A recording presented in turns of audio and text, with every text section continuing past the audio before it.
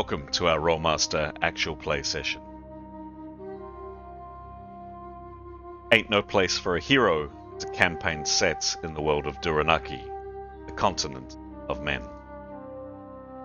A gritty, cutthroat world where politics, sorcery, religion, and commerce are all intertwined and reign supreme.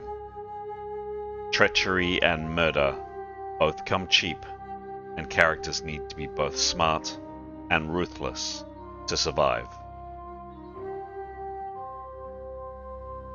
We hope you enjoy our story, and, as always, may the dice roll in your favor.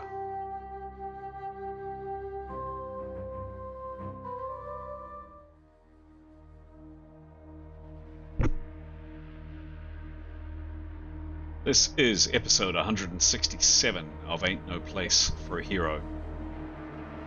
The party have decided to turn their attention back to the secrets of Tarak Nev, and now find themselves exploring the terrible, dead city. We rejoin our heroes, huddling by a ruined wall, waiting for Nathaniel to return from her scouting mission.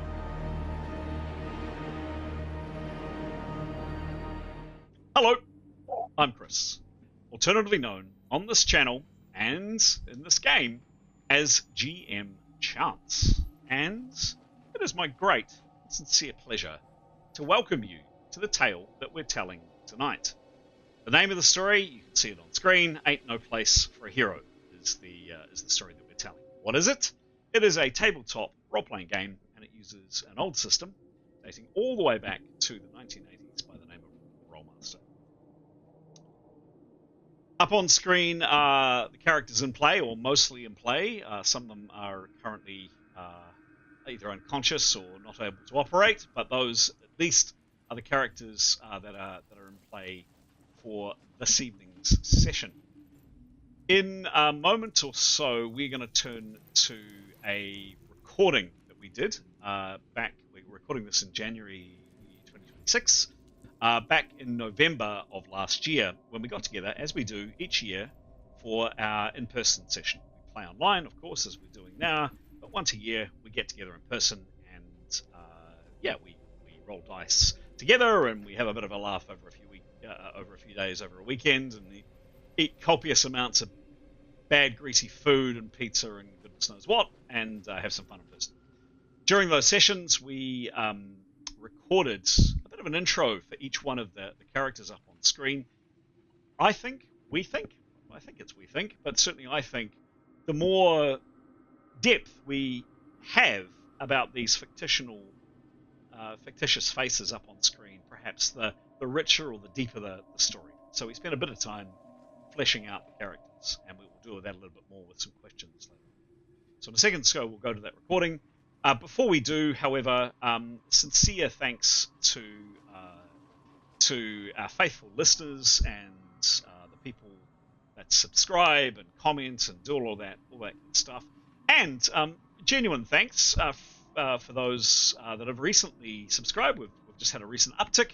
As of the 28th of January 2026, we are on 416 subscribers, which is fantastic. So this is something that we do as our hobby. We'll be doing this anyway. The fact that we can click a button on a piece of software and record our story and share it with the world, and that people out in the world find our stories interesting is wonderful. It's fantastic. It's nice that we can share our tale. Just strong encouragement, I think, as every single YouTuber has ever done since the history of the platform. Really would appreciate a couple of seconds from yourself, if you haven't already, to click the like button, or even better, much better, the subscribe. And if you have already subscribed, please tell your friends. As I say, we do this for fun. It's not like any kind of business or anything like that.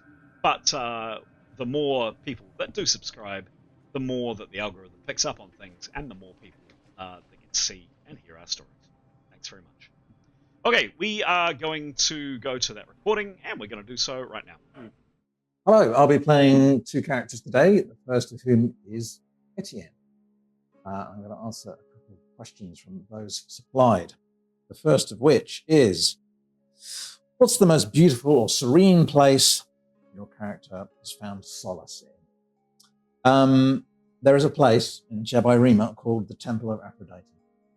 And Etienne has visited it many occasions. And not only does it serve as the largest place of worship for his faith, it's also a place where, on occasion, the genitrists have gathered or are summoned to meet by their goddess. Doesn't happen very often, but every now and again. It's a vast, beautiful building.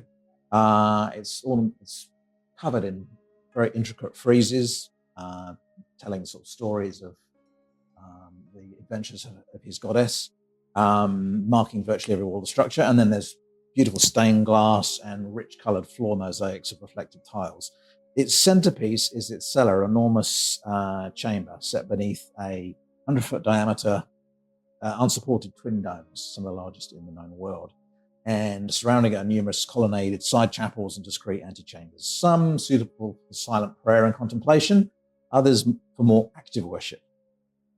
That could raise some eyebrows. The cult's more libertarian practices tend to take place behind closed doors, so as not to upset the local populace of the city's often conservative elite. The temple hosts a number of daily boisterous services each day, ranging from conventional worship to those where group sex and narcotic explorations are encouraged. Activity culminates on Earth Day each week in a large invitation-only event which sees several hundred people assemble for their mutual pleasure in celebration of the goddess. So yeah, not for the faint-hearted. And a second question for Etienne. Do you want to put a hat on to Mark Williams? How does your character deal with the conflict between the personal desires and duties? Well, personal desires are very much part of Etienne's faith. However, they must have clear parameters, and to be accepted, they must be framed in a sort of celebration of positive and mutual yearnings. They're never destructive or sadistic in nature, and nor is sacrifice any part of their ritual. As a genitrist, which is a sort of holy paladin, Etienne embraces positive desires to love and be loved, and to learn, to create, help, console, seek peace, fairness, balance, and liberty. And where his faith departs from most organized religions, however, is the desire to celebrate beauty and joy, encouraging individual passions, whatever they may be, and the fulfillment of physical desires as much as possible, and spiritual, so long as they are mutually shared and enjoyed without deception, manipulation, and so forth. He has been trained to dispel negative feelings such as greed, anger, jealousy, or embarrassment, but he has to be on constant guard against fear, hopelessness, regret, frustration, cynicism, or irritation. There are frequent conflicts with duty, not least around violence and duplicity. When it comes to pursuing an honest cause, his code allows for barefaced lying and deception, but only in pursuit of a higher goal. That is, he may charm and lie his way into and out of situations so long as the end game is to defeat oppression and unseat evil. Violence must be reserved for those who seek to rain it down in equal proportion on the weak and defenseless, or against an avowed enemy, i.e. the undead. So he's in the right place. Or those from demonic realms, who he must dispatch without hesitation. Self-defense is permitted, but if he can spare life without endangering his own or that of the innocent or compromising his mission, then he's kind of bound to do so. And with that, we go over on a live feed to a question coming in from Alex, I believe. Yes, audience questions for Etienne. So we have 3. Number 1, would Etienne ever commit to just one person? I think he would probably seek open relationships, and and if it was the goddess willed it, but he's a tool of the goddess. He's sent out to do her bidding, so it's unlikely he'd settle down, raise kids. That's unlikely to be what she wants. As far as he's concerned, he'll keep doing what he does until he can't do it anymore or is killed.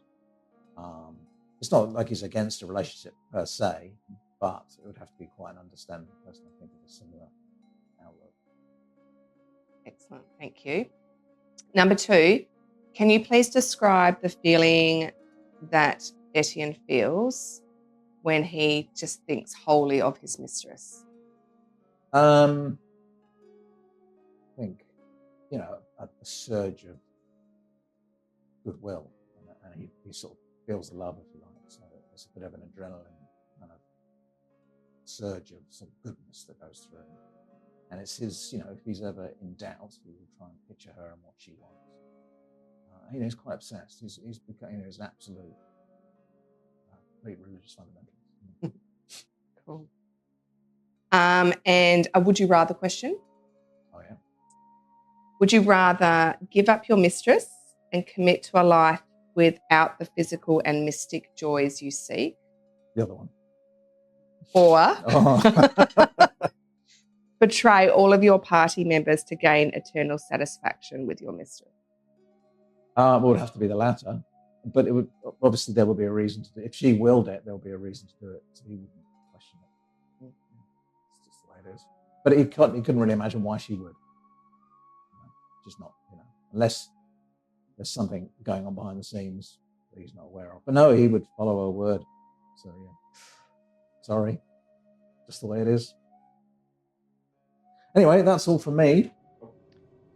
There we go, gentle viewer and gentle listener as well. We do have a number of people that tune into us on via podcast. That was the recording. Hope you liked it. Hope you learned something about one of the faces up on the screen. Right, as mentioned, we spend a bit of time digging into the characters, understanding them a bit more and a bit better. The other thing we do, as well as these little recordings when we get together, is each week on a Monday, I send out some questions to the party for them to chew over and then to answer on screen. It can be about their background or just whatever, really, just to flesh out the character a bit. And tonight, we start with Alex. Alex, take away, please. Thanks, GM. Cora, I'm Alex. Kia ora. Sorry, that came out wrong. Sound like I've had a stroke. I play Keros. She's a North woman, and she's a weather mage. She's very, very powerful. A little bit ugly, not her fault. She did die and come back, so thanks, team. And she is accompanied by her cat Victory, who obviously is the most valuable player on the team and is gives a real insight. When we check in, what's Keros, what's Victory feeling, and we get a bit more information regarding what Victory is feeling about a certain situation. So another good set of questions.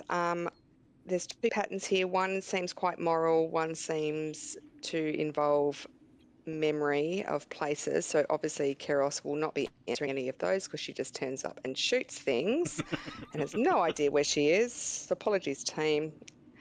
I'm going to link two questions which I feel are connected. So number one is, if saving a single innocent required you to knowingly condemn hundreds of strangers, would you act or refuse to choose it all? And I'm also going to link that very quickly, if I may, to another question which I think fits the pattern of, if saving the world required you to become a monster in the eyes of all, would you still do it? So I absolutely think Keros would make that hardcore, that sort of utilitarianism of the greatest good for the greatest number. We've all seen that one person on the train track versus changing the train to kill 1,000 people. I think she would absolutely self-flagellate and be very apologetic and do all the things that she would need to say to this one person, but she would pick the air quote right path, which is condemn one person to save hundreds of strangers. That is the moral high ground and the moral perfectionism that she would take. She would not be comfortable with it. It would haunt her for the rest of her life for that decision, but she would act. And then that question number 9, she would be prepared to be seen as a monster either way if she had to make that call. But it would not be an easy decision at all, especially if it was a team member. Mm-hmm. And she would hope that team member understood, and she would do everything she could prior to making that decision to explain and justify herself. But there's some really good, there's a couple other there I could have linked in, some really good moral conundrums. there, but obviously not answering anything about like actual things that have happened in the game because, lol, Keros can't remember any of that. So that's Keros. Thanks so much. Could we please hear from Pete and his characters? Certainly. Thank you. Pete. Thanks, Alex. Yeah, interesting answers. Thank you, and yeah, really good questions. Kia ora, I'm Pete. I'm playing 2 people tonight. Leif is the first one I want to answer questions for. And I'd like to answer 2 questions. The first of which is, what's the most unique or rare form of magic characters encountered or utilized? Talked about this a little, probably several times before. Early in his life, he came across this magic, and he was enamored of that, and that's what got him into being a warrior mage. He just thinks magic's amazing.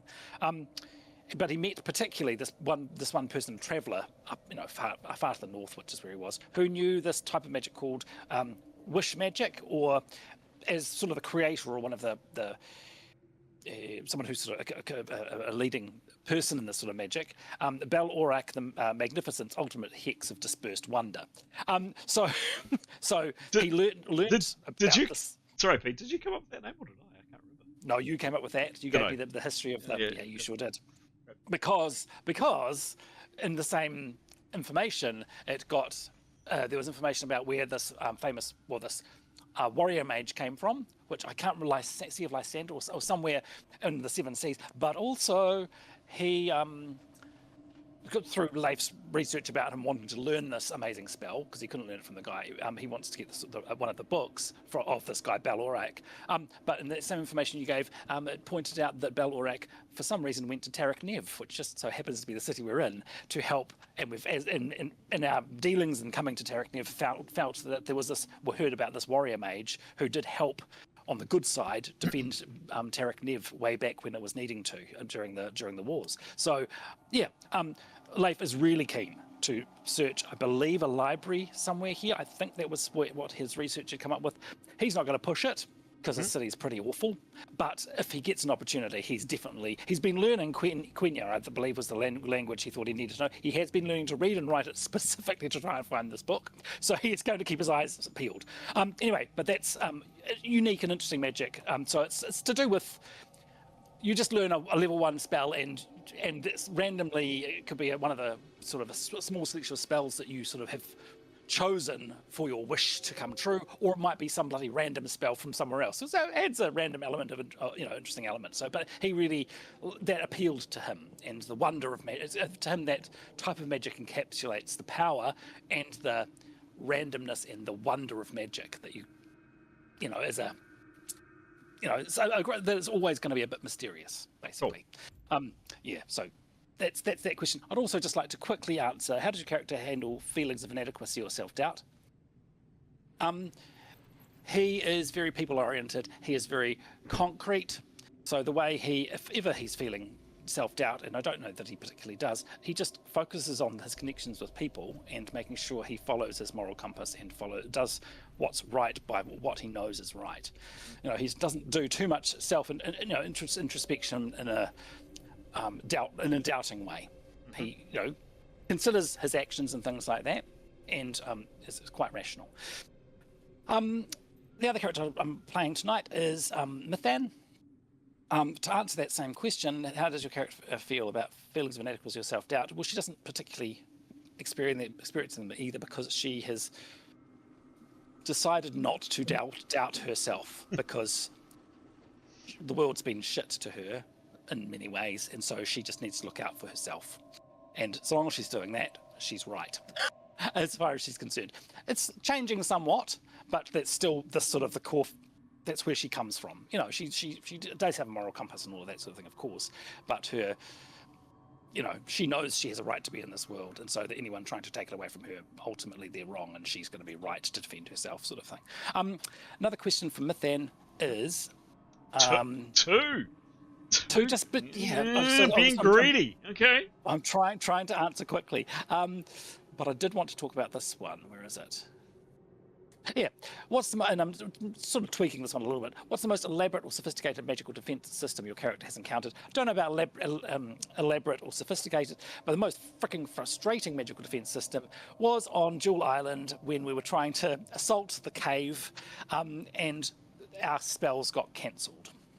Somehow, so still not entirely. I mean, there will be, there were magic users in there, and I believe there's probably there's a time limit on how long that spell worked for. But in terms of our group encountering magical defences, I think we haven't found too many, but that was bloody annoying. Bloody annoying. That's Nathaniel. Can I just hand over to Graham? Sure thing. You just nicked one of my answers, but seconded on that last point. I'm playing two characters. First of whom is Nathaniel, and what is the most unique or rare form of magic the characters encountered or utilized? I don't know. It's not unique or rare, but she's going to answer this anyway. Flying. She has spent most of her life leaping around, jumping off things, turning somersaults.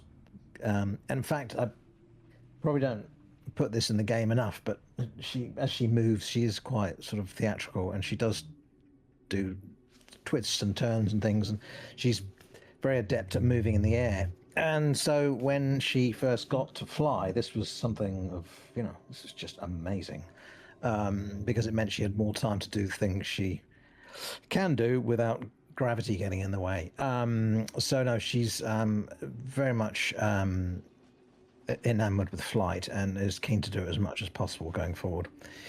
This other character playing is Etienne. I can't answer that one. Find another one.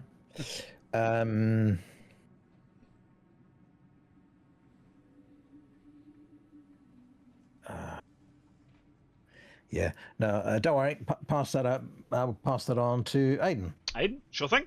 Aiden, hello.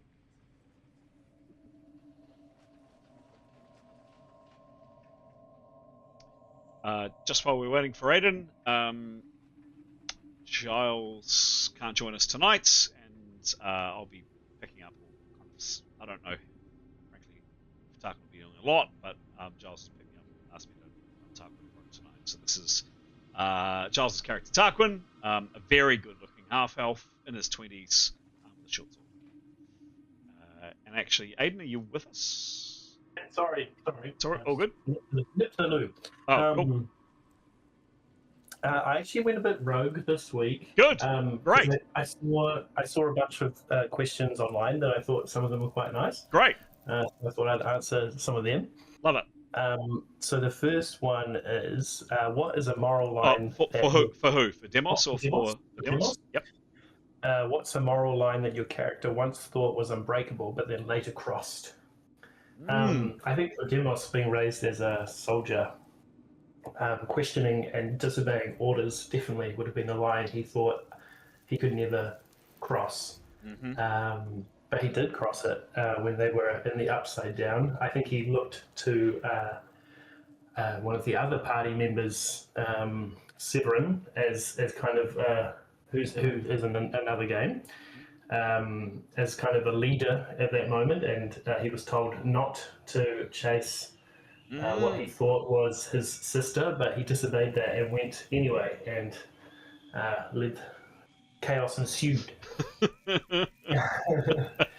So, yes, indeed. In the fate of in thinking he might be able to find his sister, who he's been searching for and hoping to find, he thought he'd go for her rather than following orders. Cool. Very good. Nice one. Thank you. And then the other question that I thought was quite nice was for Gray. How does your character define home, and has that definition changed over time? And I would say it kind of has. I think the way that he would define home would just be where he wants to return to. And usually I think that would always mean going back to the bush, going back to nature, wherever that was. But recently, with a little bit of development on this personal life, I'd say home might be where the Keros is. So that has changed. Excellent. Ooh. Excellent. Great answers, great questions, and excellent. Thank you for going rogue. Anybody is welcome. Any session to, if you feel inspired, pull something else out as Aidan has just done, and feel free to answer. So yeah, definitely don't be bound by these questions. Very good, marvelous, fantastic. That is the team up on screen. You can see them, and there are the questions that you can see that Pete's helpfully popped into the chat. We just had Nathaniel by herself, which is actually not the case. I'm just going to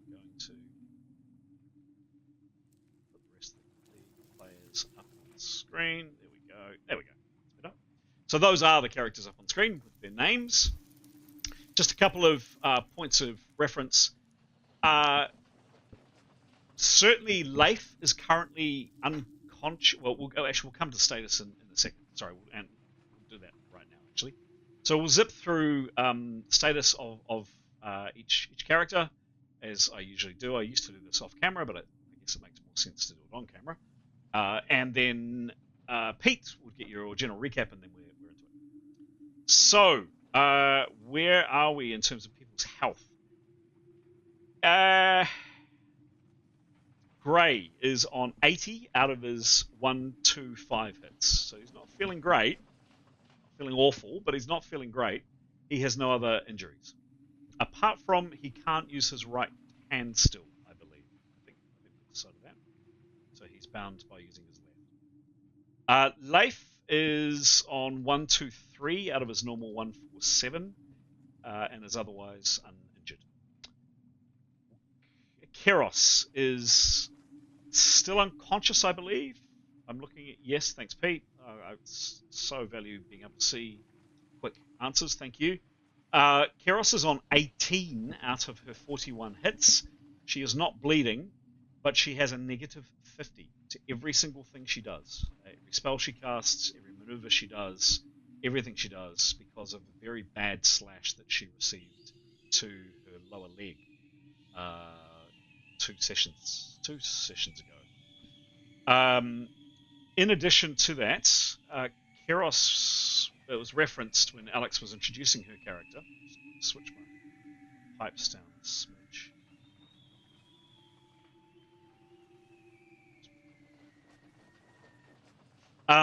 As Alex mentioned in the intro to Keros, it's the only time it's happened in this game through a great deal of cost in terms of effort, but also money and also time.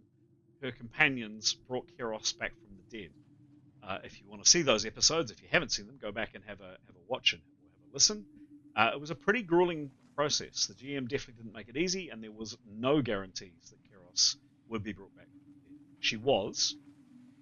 But as well as the cost in terms of time, money, and effort, Keros didn't return unscathed. Her muscles and her tendons and her legs have been badly damaged, and she naturally moves at 37 foot a round now when she's walking. So she's quite slow. She kind of shuffles along.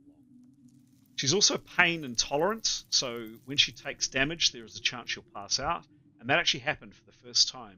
She's been very lucky up until now. That actually happened for the first time when she got that nasty slash to her leg. She has a stutter, so if there's ever a moment where Keros may have to say something important or yell something important, we may need a communications role, but critically, she only has one working arm. So with that cut to her leg, and also significantly down on hits, Keros isn't in great shape. Mithan is on 145 out of her normal 179 hit points. She's on negative 12. Negative 12 due to a rather embarrassing injury of pulling a muscle in a rather embarrassing fashion. You can also see that one on video. We certainly will be able to. No, you can see it on video. I think it's out now. Demos. Demos is on 124 out of his normal 132 hits. Other than that, he's not injured. His right hand. I'm just going to switch my monster sound down a little bit as His right hand had been debilitated, much the way that Gray's had. It is working, but it's kind of tingling. It's a little bit cold. He can use it, however, but it just feels odd to him. He sometimes looks at it and goes, "Is that my arm?" Anyway, he's otherwise Demos is in good health, and he also had some good luck spearing some critters recently. Etienne Gilderflower, always thought that's a great name. Etienne is on 129 out of his normal 136. Other than that, he is in good health. Etienne also, like Eros, only has one operating hand. The other one was burnt off by acid in between. Etienne has a screwed-on attached shield, which he needs assistance to attach each one. Other than that, he's fine. Tarquin is on 55 out of his normal 59 hits. Tarquin used to have a lot more hit points, but he's really taken some damage in the last wee while. That's it for the moment. Any questions on any of that? It's not clear. Nope. Okay, fantastic. Great. Love that. Pete, we are going to move to you. I'm going to accompany perhaps some of your recap with a map. Let's see how we go. Cool, thank you. So we are in Tarak Nev, City of the Dead. We've actually achieved one of our objectives here, which is to gather to find Defiler's Bane, as a sword that's particularly attuned to killing a dead Lord of Arcana. Got that. Nathaniel's actually using it at the moment. Our other objective was perhaps to try and stop the Turang group, led by Arini Chonta, from gathering the information that they needed to summon that dead Lord of Arcana back on day 0. So to that purpose, we had got Vana, one of that group's mercenaries. We'd found her injured and sort of recruited her a little bit and found the palace. She'd sort of helped direct us to the palace where these TPP, Arini Chonta's group, were hiding. We had approached it, and Nathaniel had scouted it out. It's further along this wall to the left, where we ended up in the last session, through that gap there. Nathaniel had gone and scouted it out, and in the last session we were just about to, the session before, we're just about to go and sort of make our assault when she noticed that they were preparing. So we figured they had mustered their troops. We'd lost the element of surprise. We were just going to withdraw. We started to withdraw. We were attacked by these shrieking creatures that are very difficult to see, and then sort of shriek, and they do damage to us, and they can slash at us. So the session before last ended with Kiros's wound. There they are there. These sort of demonic-looking, undeady sort of things. Hard to see. So last session started where Kiros had been slashed and had collapsed. We'd killed one of these, I believe. But so in the last session, we started by looking around to see if we could spot any others, and we did happen to. Yes, and we sort of pointed it out to each other to say, look, there's one there. I think it was about to attack Etienne. There were a few attacks done to it, I think. We sort of surrounded a bit, but in the end, Etienne tried casting a repel demon spell on it, which went off, but either it resisted or it's not a demon. We're not sure, but didn't seem to affect it. We did during this combat with this other one, Gray went and checked on Kiros because of course she had collapsed, and Gray's got great concern for her, so was checking on her wounds, and especially seeing if she was bleeding or not. I think the group, it was Mythan who did the killing shot on this remaining shrieking thing, so phew, that was out of the picture. And during that time, people had been doing perception rolls and had noticed, thanks Chris, towards the way we came, the way we intended to retreat, 2 more of these figures. So we must have been, I think we did some quite dedicated perception rolls from some characters to see them down there. I think we're quite lucky. So we weren't keen to go that way. So we retreated to the wall to put it back to the wall to our back in case those things were going to come and attack us more. They didn't seem to be. We checked and they seemed to not be moving in our direction. So that was sort of a bit of a relief. But that's pretty much where we left it, apart from Nathaniel. Nathaniel had sort of thought a bit, and we'd previously heard some shrieks from these shrieking creatures coming from the vicinity of the palace. And we thought, well, perhaps that's what they were preparing for.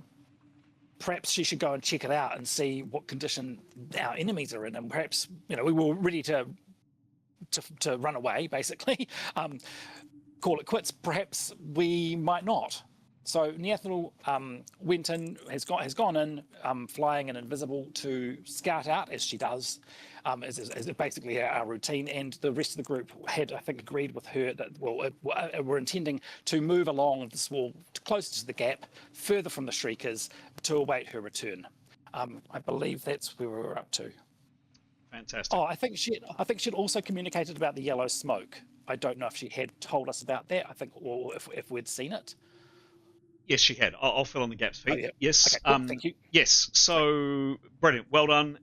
Thanks as always, Pete. Your attention to detail in your notes, great. And I think it's really nice for players to recount what happened last time, because it's what's important to the players that count, not what's important to the GM. So yeah, and maybe just a heads up, I'd be keen to share the duty around a bit.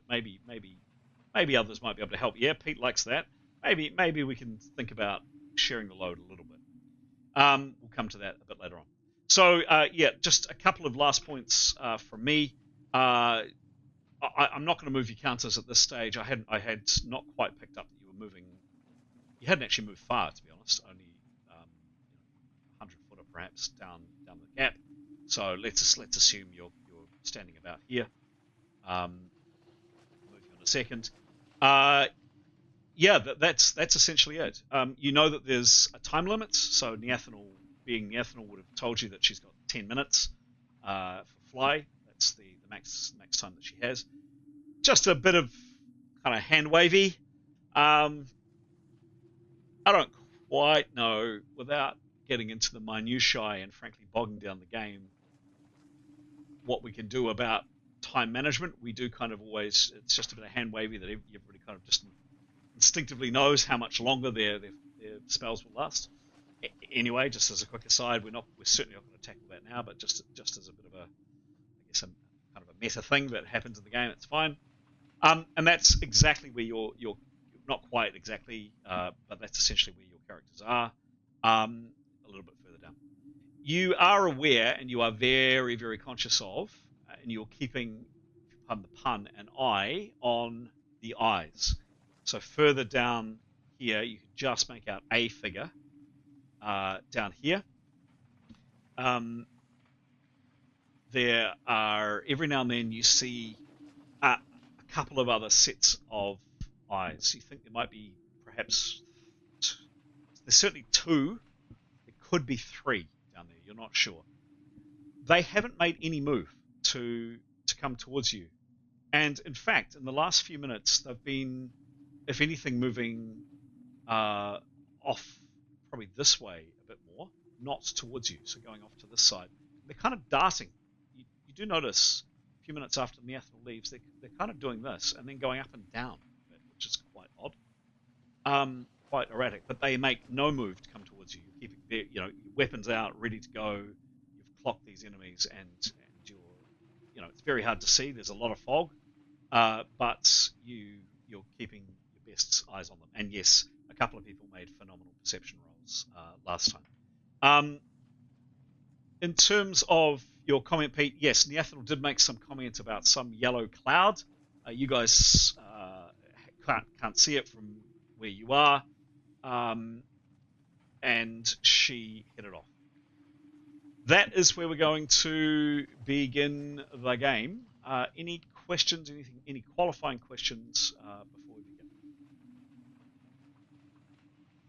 Nope. There'll be a bit of narrative from me when we kick off. Most likely, just a heads up.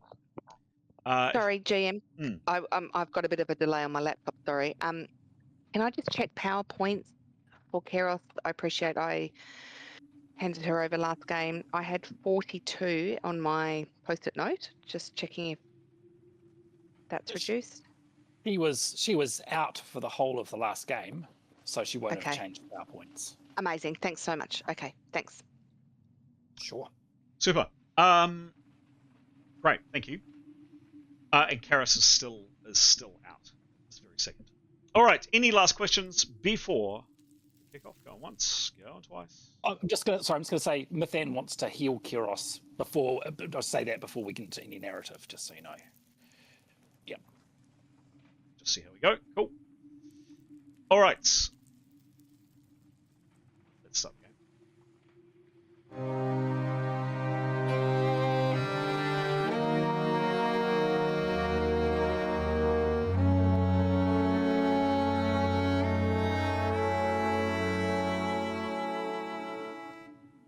So that is where we begin.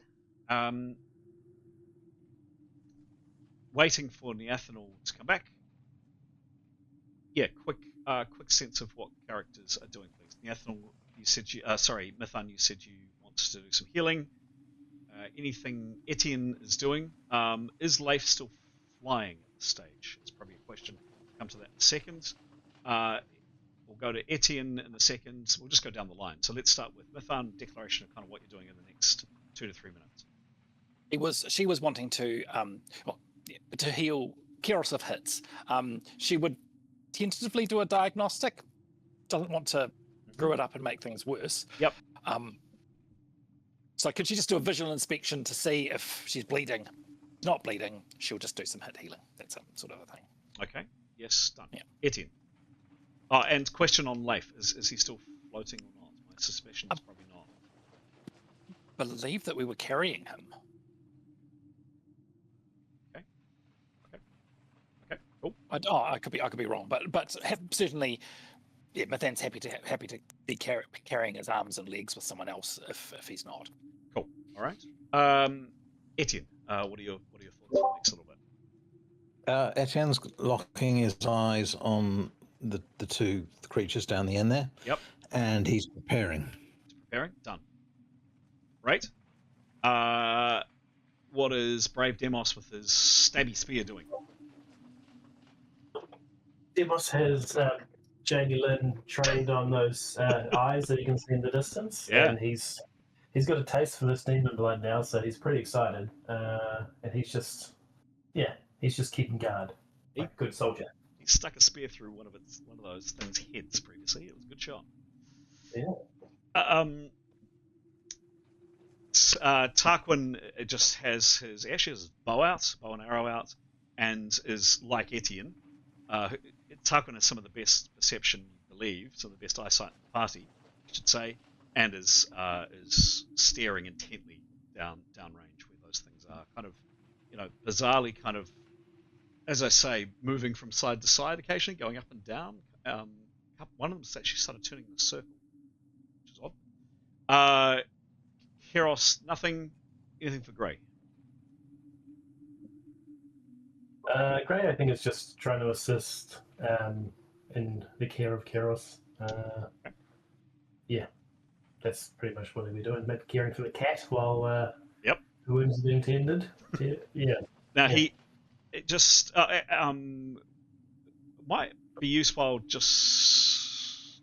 No, we won't go through weapons. You have your weapons out as you see fit. I think Grey had his magical axe in his left hand.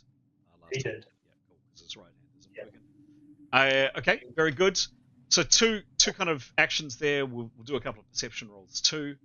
Mithan, head down, and the one thing you don't need to roll for is seeing if someone's bleeding. Kiros is not bleeding. Thank you. She does have a very deep scratch on her lower leg. Her thinking is that she's we didn't know that she was pain intolerant, so Mithan's thinking is that she's unconscious due to lack of hits, shock or whatever. Yeah, so the standard practice is to do hit healing. So that's cool. Couple of rolls. Couple of rolls, and this is kind of, I'm assuming, simultaneous with whatever Etienne's doing as well. Yep. Etienne, is your rolls particularly time sensitive? Does it matter who rolls first, Mithan or you? Doesn't it matter? No, it's only based on the lurgies. Okay, cool. So No, they're not. nasties. Yep, they're not making any move to come towards you. Cool. Great. Give me a couple of rolls, please. And she's at -12, I remembered. Thank you. No. Thank you for remembering. Thank you. No trouble with that one. That was a 91. Yep, that's fine. How many hits does Keros heal? 3d10. Oh, 24. Happy with that. Nice. Keros, you're now on 41 hits. You're on 4 hits. Zah, thank you. And cool. Not long after that, actually, so whether it was Mithan's gentle touch or whatever, Keros, your eyes flicker open, and you're in quite a lot of pain. A lot of pain from your leg. -50 is a chunk. What do you do? Keros? She will groggy say, "Am I dead? Again? Is it happening again?" And I'm really, really, really sore in my leg. Left lower leg, I believe. Yes, that's right. Yeah. Any reactions? Anybody doing anything? Saying anything? Nathan can, for what it's worth. I mean, we're out of herbs for healing sort of wounds. I think she can't do healing spells, but for what it's worth, she'll offer to try and do a diagnostics. I don't know if she's ever diagnosed anything successfully. She tends to cause damage to people when she pokes at them. She will offer to check if she can investigate. Yeah, Keros's leg, but she's not sure if she wants to, because she can't. Even if she can do a successful diagnosis, she's not going to know she's not going to be able to heal it. But she'll offer it to Keros anyway. Otherwise, she'll step aside to allow Gray to explain our situation, I suppose, because he's the. Yeah. So does Keros want a diagnosis on her wound, or? If it's appropriate in terms of time, points, all of that stuff, yes, please, because she'd like the big 50% pain to go away. Yeah, I don't know that Nathaniel will know anything to. Like I say, I don't think we've got anything that can help, but she can have a go, and perhaps she'll promise that if she does damage, she might re-heal.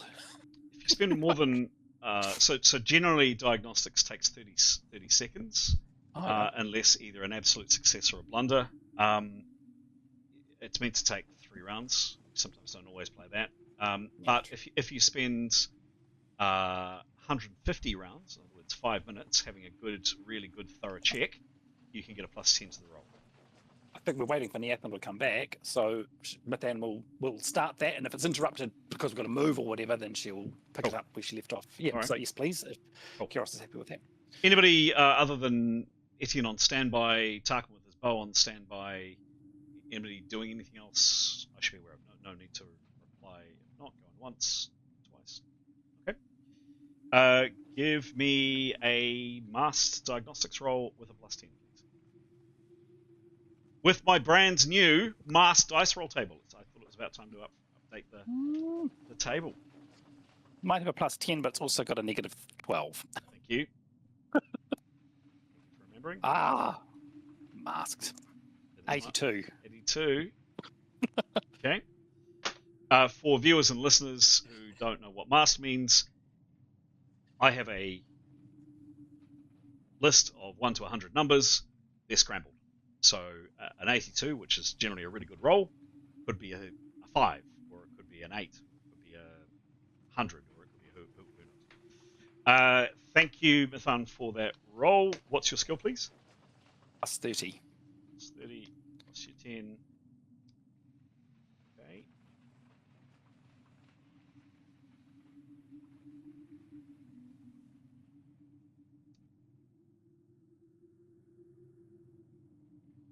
Yeah, I mean, it's you can't quite be sure whether it's muscle or tendon. You're not sure which one it is. You think that if you're sitting there kind of puzzling on it, Nathan, it has been a whole 5 minutes, by the way. Your healing at Keros didn't take too long to start off. If you give it if you try again in an hour after thinking about it, you'd get a +15. if you try again in less time than that, you'd have a negative 15. So you can give it another go, but you'll have a negative 15. But you think it's either muscle or tendon is the problem. So it's severed flesh, but you're not quite sure what the damage is. She'll communicate that to Kiros, what her thoughts are, and say once she'll give it a go in another hour if Kiros still wants it, or when we stop for the night or whatever. But doesn't think she should do it now. Cool. Thank you. All right. No other actions that I should be aware of. Tell me yay, nay. You can see these figures, and they've moved further around. You can see the remains in the background there, one of the massive decaying, rotting ships in that kind of dockyard that you're at. And you can see now relatively clearly-ish, 3 figures. You can kind of spot them through their eyes, and you're keeping track of them on their eyes. And once you've zeroed on their eyes, particularly Tarquin has done that. He did that last time, and he can kind of point them out to others. They've moved opposite you, and they're still behaving quite erratically. They're kind of going from side to side, moving up and down, and just behaving quite oddly. But they're making no attempt at coming near you. You would imagine that they can see you. You would imagine absolutely that they can see you, but no, they have not moved. As you're standing there, and this is hardly a nice place. You're waiting for your companion Nathaniel to return, and all of you kind of just begin to shift a little bit uncomfortably. It's sweaty and hot here. Remember, you're in a jungle, but the air's kind of feeling thick, heavy, wrong. And some of your perception rolls. A number of you suddenly notice down at your feet and on the ground around you there's movement. Quite a lot of movement. Insects. Bugs, beetles, worms, and spiders coming up either from the ground or underneath bits of rotten woods or decaying palm fronds. And they're moving as quickly as their little legs carry them. And you're looking around, and you almost, a couple of you, and you kind of comment on it, you can almost see some of the vegetation. Some of you, Tarquin is the first one to notice it. It's almost as if the vegetation and the fronds and the sickly weeds that are kind of growing up through the ash-covered earth and all the rest are also, you can almost imagine that they're trying to pull away.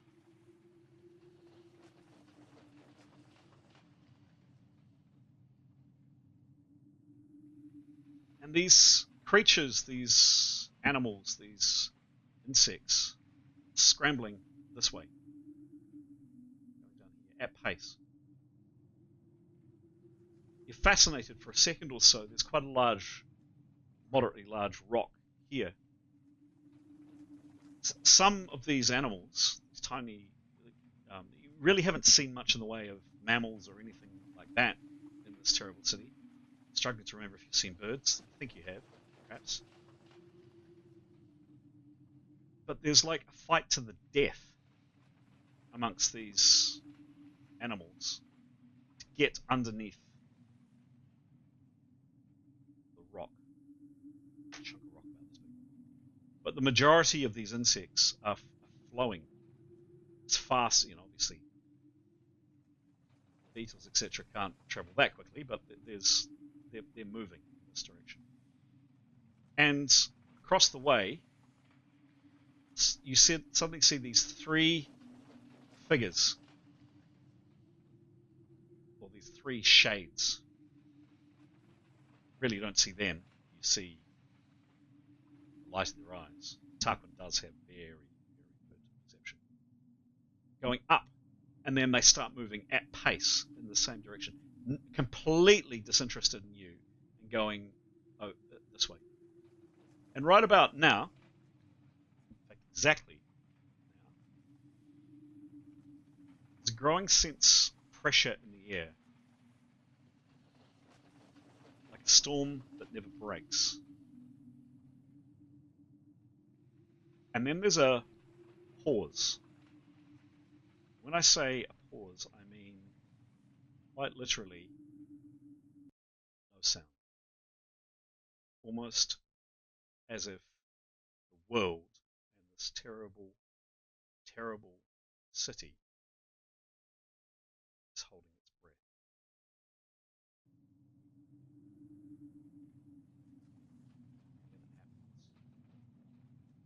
1, 2, 3. 1.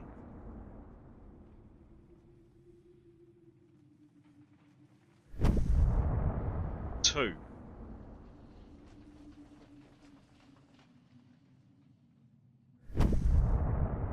3. And they happen very quickly, not like that. They're 1, 2, 3, all after each other. And then there's the sound.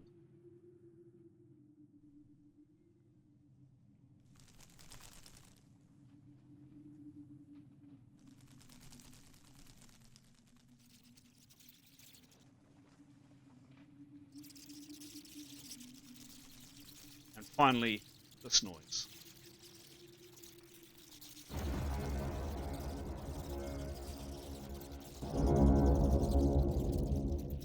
Actually, a little louder than that.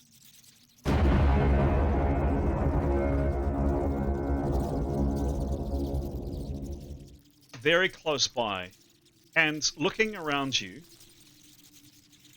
you can't help but notice, staring up, there's that above you. And then you can see, taking a step or two back from the wall, some yellow lights there. And then, just like that, you just saw this beam of energy kind of zip through and go past, and you saw another one going up in the sky.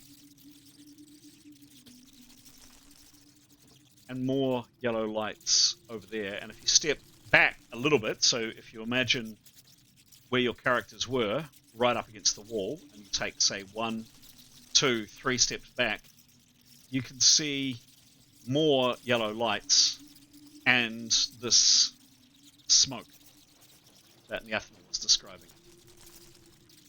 These streaks, these strange streaks up in the sky.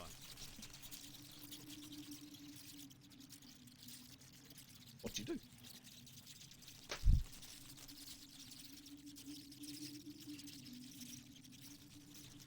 I think we want to get away from here. I think we want to follow the insects and move down this wall, over the gap, and move as far as we can, perhaps to the mucky water. This is Nathaniel speaking, and she would suggest that to the party. We're still waiting for Nathaniel. I mean, it's been how long since Nathaniel went? About 10 minutes. Okay, so we're expecting her back any moment. I think we should get out of here, but I think we need to move now. And wait for her to come back from further down this wall, a bit further from this stuff. But that's Nathaniel's suggestion, and she's wanting to hear back from everyone else. Sounds like a good idea. Yep, I think we follow those bugs.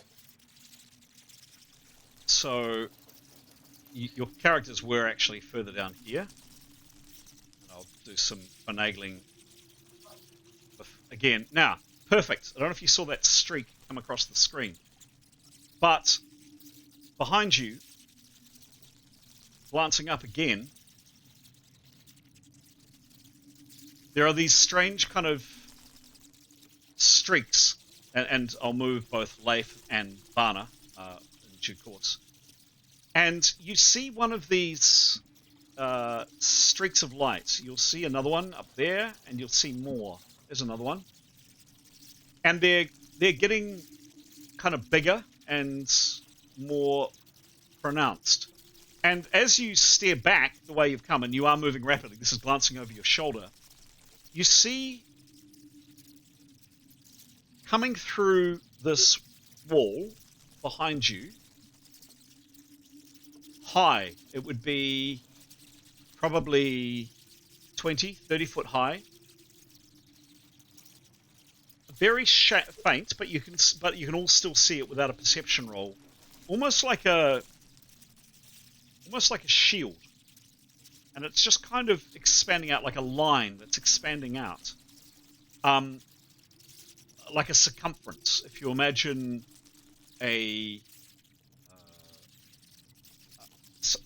something circular that's just suddenly getting bigger and bigger and bigger. And you see one of the, and you just saw it on screen, one of these streaks, and it comes down over the top of the wall. And it hits that tree there. It's a beam about this big. Some of you for a second could have sworn, and it can't be right, but you thought you saw faces in that beam. That's not good. And that beam of light hits the tree, and it shudders, violently shudders, and it then quite visibly in a second or so just kind of slumps. Its leaves just collapse, its palms and its fronds just go down. A couple of them in literally a second or so just snap and crinkle and brown and come down to the ground, and the tree just seems to almost collapse in on itself. And then to your horror, this wall that's coming out from over here, getting bigger and bigger and bigger, touches one of these trees. That one there, as it comes through the wall. And if you imagine this barrier up here, comes through, and the tree, very similarly, you're moving quickly, but you're glancing over your shoulder, and you're trying to fathom what the hell is going on. This tree just collapses and falls in on itself, basically. Shrivels, dies. And there's something behind, something bright left behind, but you just can't see.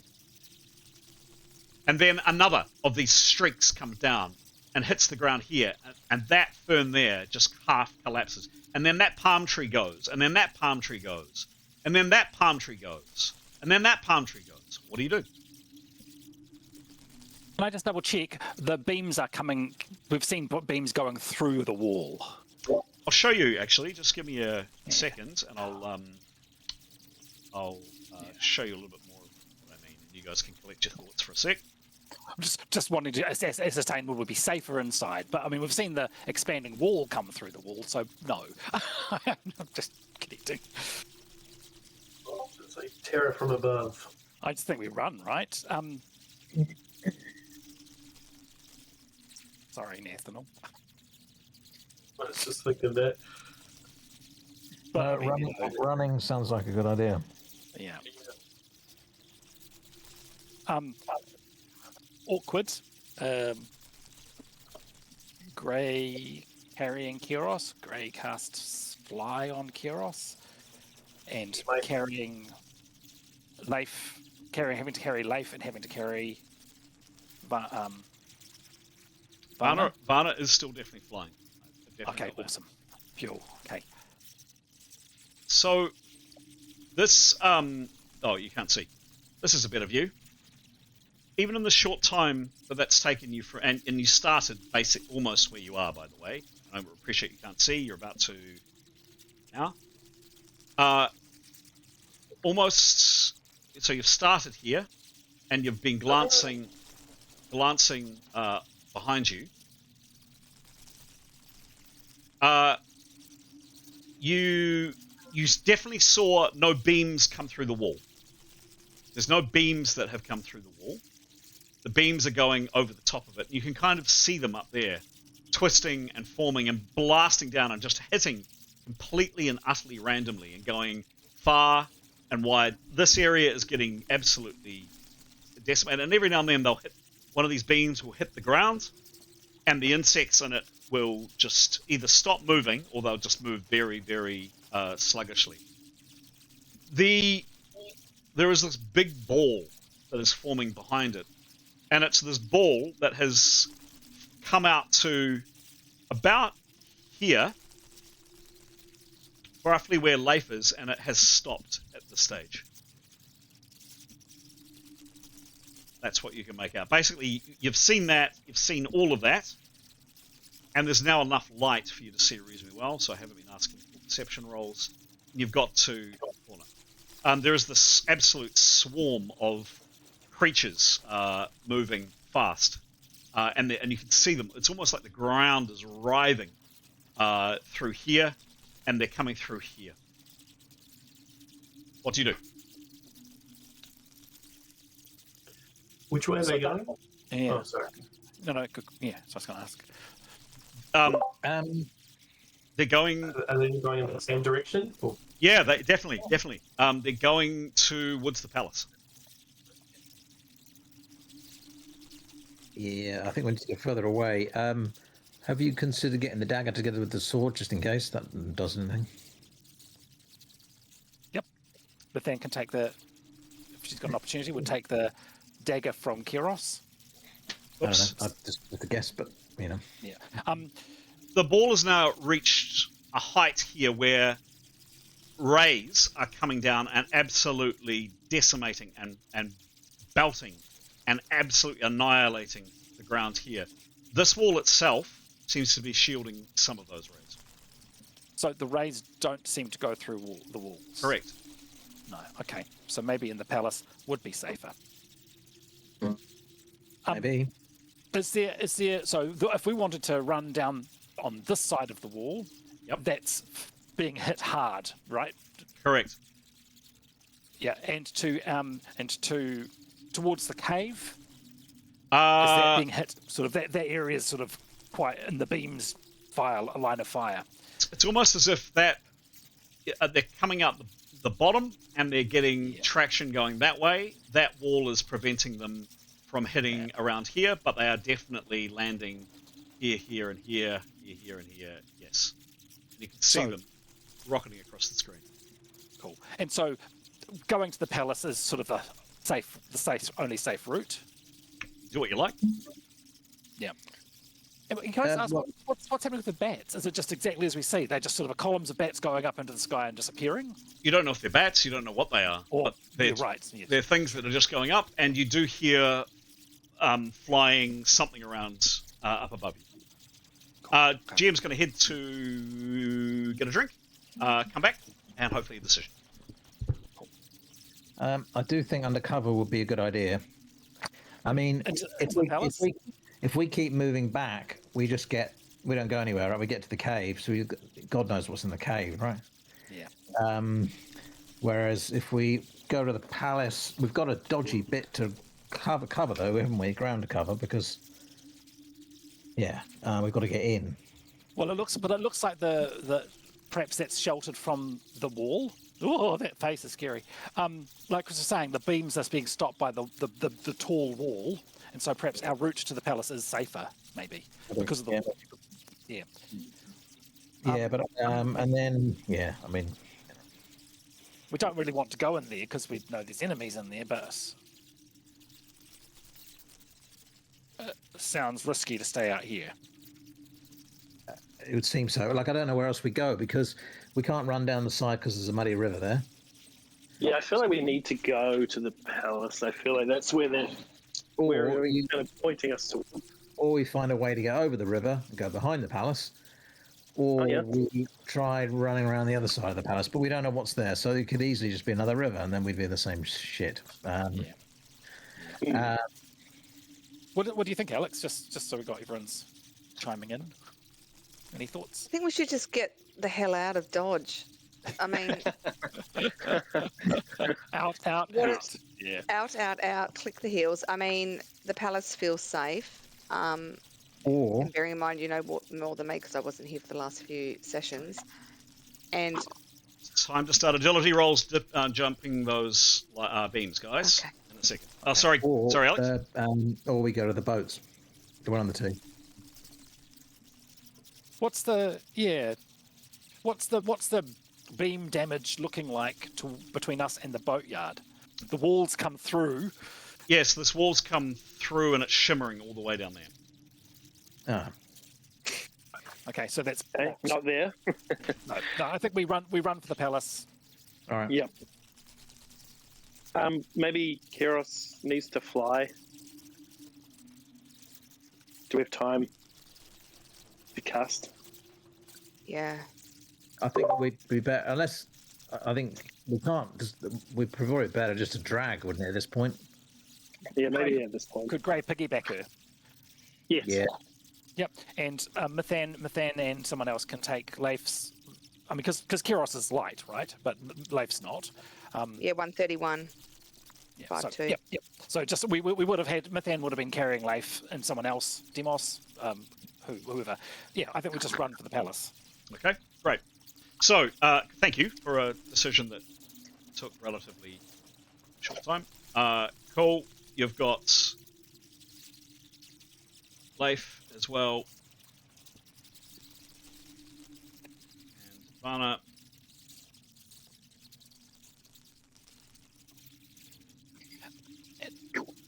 And whilst we're doing that, Nathan would say, Tarquin, can you go ahead, be faster than us, and do what scouting you can of where the party inside is?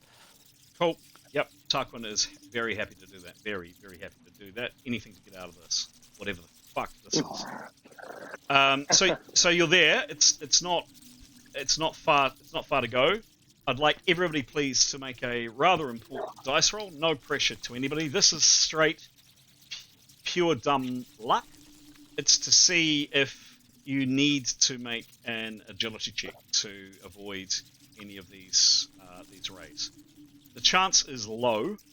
At this stage, right now, 6% or under, and I'm going to ask you to make a check to see, and you can just see there this flash of light. It's come down, and it's to see if you can avoid that. Tarquin heads off. He rolls that.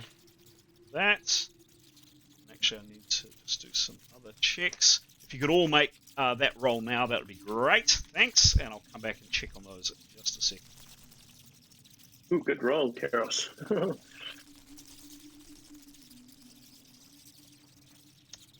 Got a 2 from Nathan, just so you know. 2 from Nathan. Oh no. That's great. That's great. Okay. Hang on, but you're the wielder of the sword, the dagger. Can't leave you.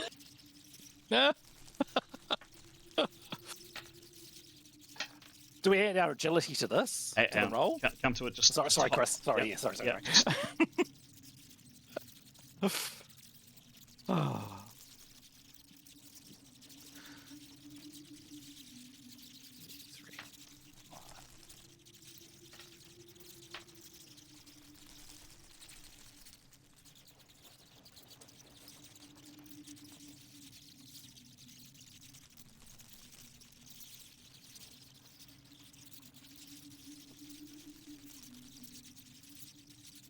Okay. All right. So Tarquin heads off. He is lucky. He rolled a 64. He's fine. He slips off with his bow in hand, dances out ahead, and you see him disappear around here, climbs up the stairs, and goes inside.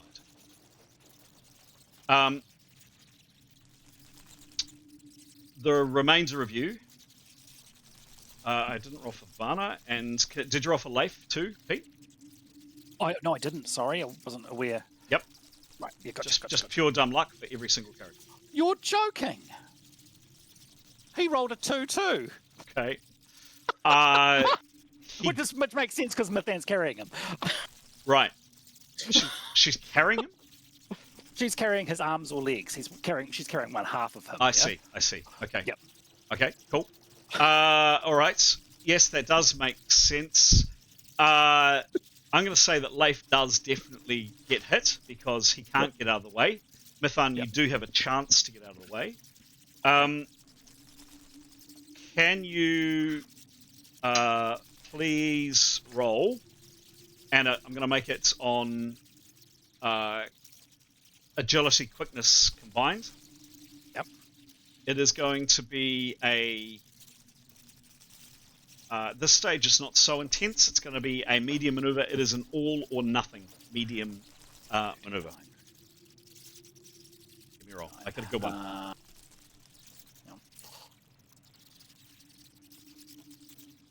Okay. 70. 70, that's a good roll. Plus 19. Plus 19, that's good. That's good. That's an 89. 89.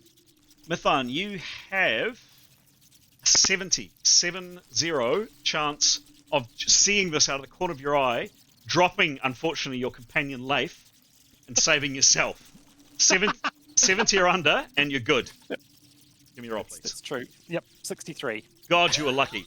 So as you're crossing, carrying this inert's body, one of these beams comes down. You some sixth sense in your head, you notice it. You jump to one side, and you literally just drop Leif. And Leif, you get hit square on. Can you please give me, Leif, a channeling resistance roll? And frankly, unless it's really, really, really, really good, don't worry about it. Give me a roll, please. 81. 81. Open-ended, which I assume is what really good means. 81. Plus channeling is plus 10. It's pretty good. Just check that.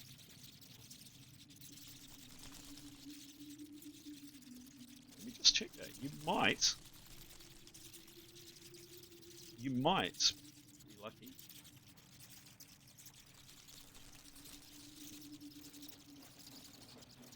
What level is he, please? 10.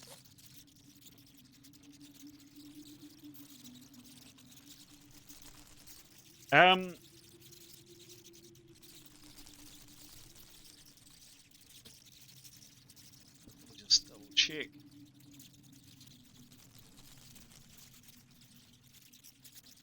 You take some damage, not nearly as much damage as it could have been. Leif, you automatically take 25% of your hits. Oof. Yep. So you were on 1, 2, 3 minus, divided by, 1, 2, 3 divided by 4 is 31. So your hits were 1, 2, 3 minus 31. You're on 92 hits. Thank you. But much more alarmingly,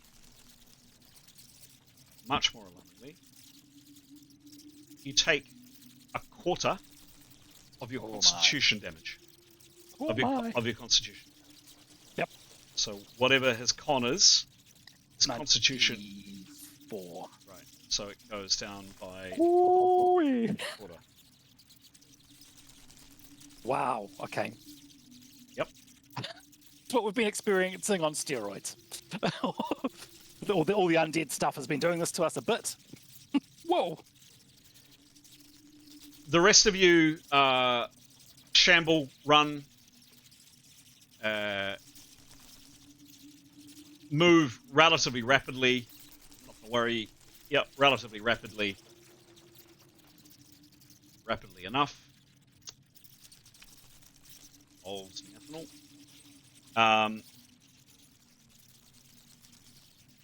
Let's just do this.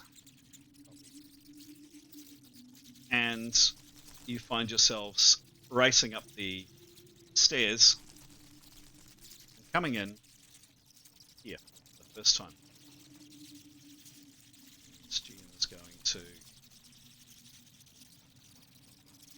paste. Boom. Your characters are here. Tarquin's come in the door. He's standing to one side.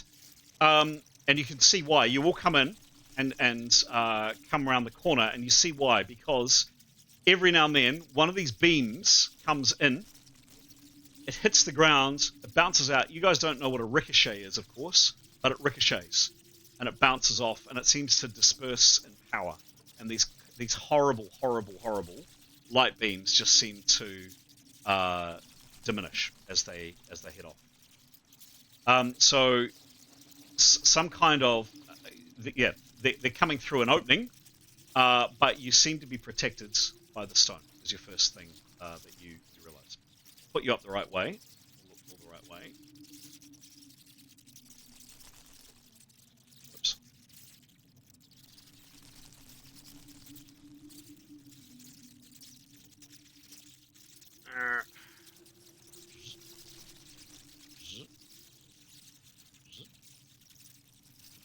That was lucky, Nathan. That was very, very lucky.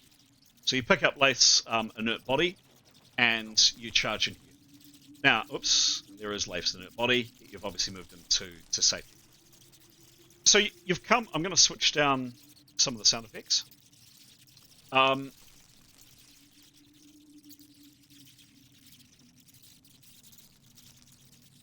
Still hear them.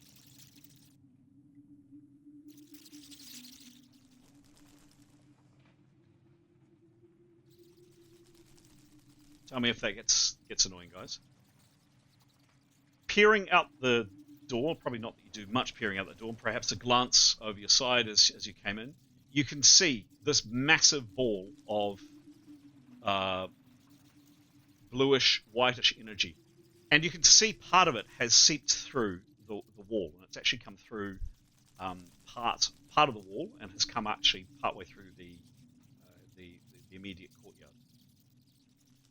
There's the gate that you saw from the other sides, and every now and then you can see these these beams of horrible, terrible beams of whitish light.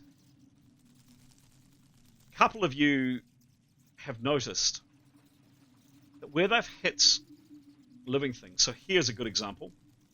Pausing here, you note that one of these beams has hit that fern there. You actually see it for real. You kind of get in the door.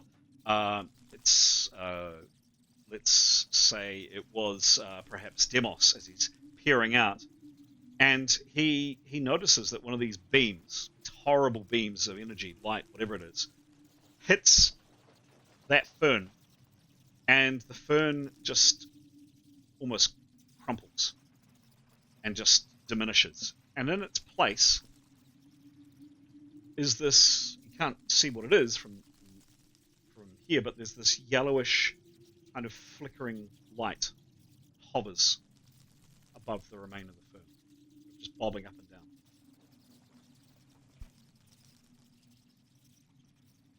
Where you stand currently, a description. Hard stone benches line the walls, and you can see already that there's a lot of vegetation. You know, clearly this was quite a palace, but it has clearly rotted and decayed over time. And there's remains. You can see bits of stone coming down from the walls. There's vegetation on the ground. Through here is an old fountain covered in creeper and vine. And right through here, pretty much as Nathaniel had described to you, is an open courtyard. Everything that you're in now, obviously, is covered, but the courtyard is open. You can just make out here a lit lantern and a figure lying motionless on the ground. What do you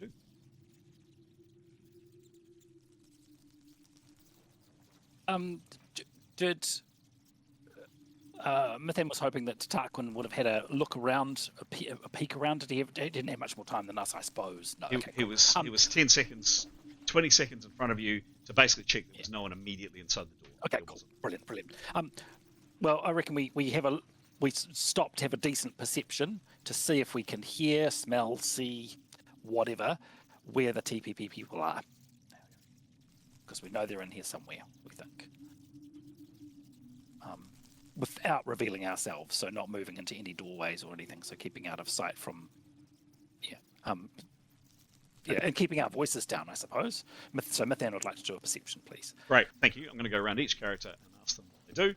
So let's go around for the characters I can see on the screen. Ray, what are you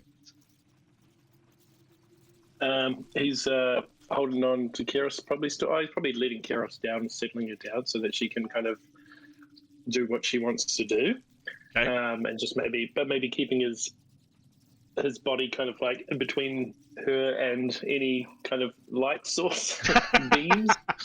Because Who said chivalry is dead? Finish her off. Yeah, and he'd just be looking around, trying to assess what's happening. Cool. Who do we have here? We have Keros. Keros, what are you doing?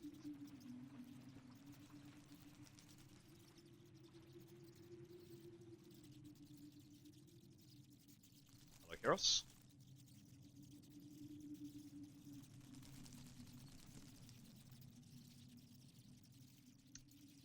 Hello. Okay. You can see her mic going on and off. Okay, we come back to Keros. Oh, and you just saw that flash as it came through. What is Etienne doing, please? I think he'd be asking if everyone wants to receive some inspirations, and he will prepare out of the way for the moment. And he'll wait for the response to the well, he'll prepare and then respond to the party. Okay. Okay. Cool. Demos. Demos would love a bit of inspo right now. He'd make that known. Yeah. He's kind of horrified by what he's seeing and is kind of bewilderedly probably trying to see what he can see in that yellow fog of smoke above that little fern that he noticed. Okay. Trying to see if he can see anything. Maybe there's a face in there. Whose face can it be? Okay. So a perception roll from Demos. Cool. Do we have Keros? Can you hear me? Yes. Hey. Fantastic. Oh, huzzah. Sorry, I didn't know what's happening. Internet. What I was saying, and nobody laughed when nobody heard me, was that I would like the picnic blanket spread out. It seems like a very nice place for date day. Definitely. She will be doing a perception and ready to snapcast if needed, please. Done. Let's just go around in the order I took things. Gray is looking after Keros. Mithan, give me a roll at negative 12, please. Thanks. 54? 4. Cool.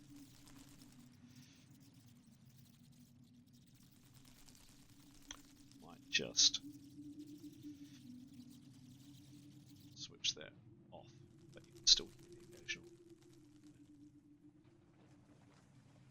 Oh, there is. I meant to say there is one more.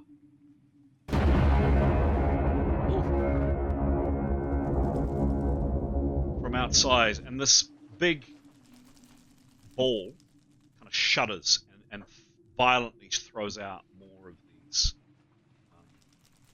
beams, rays of light. Description. Does the door shut? The door. Hang on, we'll come to that question in a second on Etienne's turn. But Mithan, your role was that. Cool. And what's your perception? 88. Okay. minus 12. Minus 12.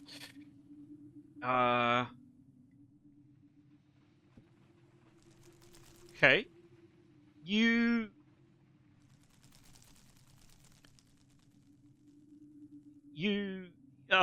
didn't. Well, I was going to say you didn't hear anything. You do hear things. The constant. How to best to describe it? It's a horrible sound. Thousands upon thousands of insects frantically streaming their way inside and fighting over each other. And there is, by the way, where the occasional beam has come in, there's just a pile of them dead. And there are these little, and actually inside there are these little shimmering lights above piles of these dead things. You hear the sound of crawling and the floor is just alive with beetles and spiders and worms and all kinds of stuff. Just not yet frantically trying to get away from that door. It's not loud, it's not a cacophony, but it's this kind of murmur. You don't hear anything, and you can't be sure. Your eyes may have deceived you, but you thought you saw a flicker of light down here, perhaps. Well, if she's got some action, she'd point and whispering. She'd say, light, maybe, and point in that direction. And also, actually, added to that if she can, she'd also just want to have a quick check of Leif to see if he's been in the beam. She wants to just see if he's sort of still alive and give him a poke. Yep. Cool. So he is still in that very, very, very bizarre sense of breathing, but his heart's not beating. Yeah. He feels colder to the touch, however. Oh, cool. Okay, thank you. Yep. A lot. They should make a connection to. Okay. A lot colder to the touch. That's one thing she does. Thank you. Next, in terms of a roll, I think it was Etienne to cast protection. Is that right? I think he was preparing. Yeah. No. Plenty of time. No, it's not in rounds. No, you've got time to prepare and cast. Do you want to do this, guys, just in case? Yes, sorry, I forgot to say Nathaniel would have responded to Etienne. Yes, she wants inspirations. So gather in group hug. Yep. Group hug. Yes. Everyone. Huddle up. Right. Yep. Okay. I'm transcending, man. Oh.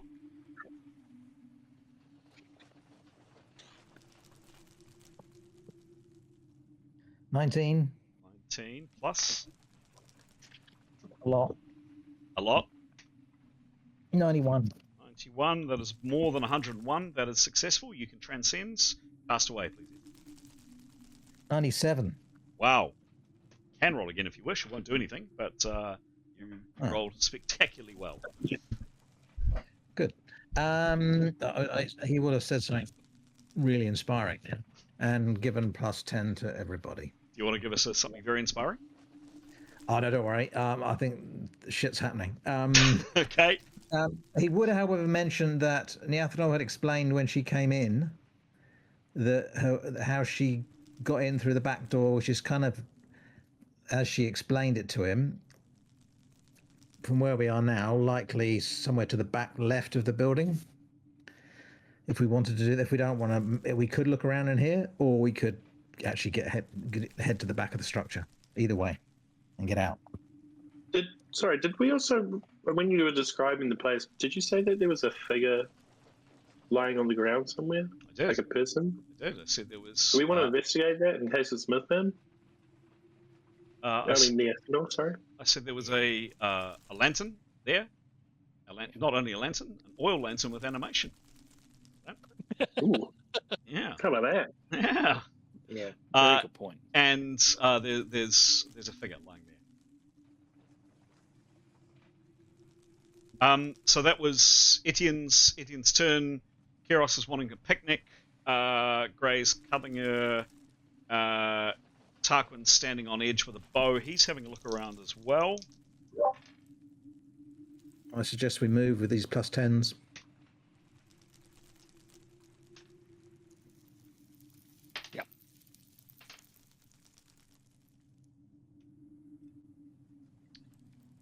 Yeah. Tarquin doesn't. He says he doesn't hear or see anything. And Demos, you wanted a perception roll at what you saw outside. Give me a roll, please.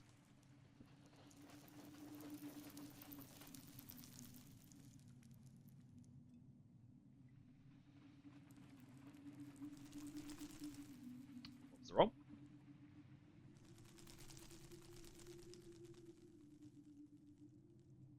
Hello, Demos.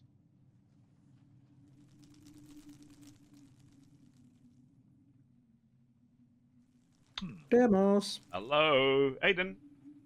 Oh, sorry. Hello. I know what I was doing. Can you hear me? Yep. Oh, cool.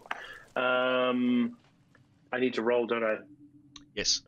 Where's my thing to roll? Just while Demos is doing that, the question about the door is off its hinges and it's lying down here. You walked over it as you came in. Demos rolled a 62, 62. and he's got 50 perception. 62. Cool.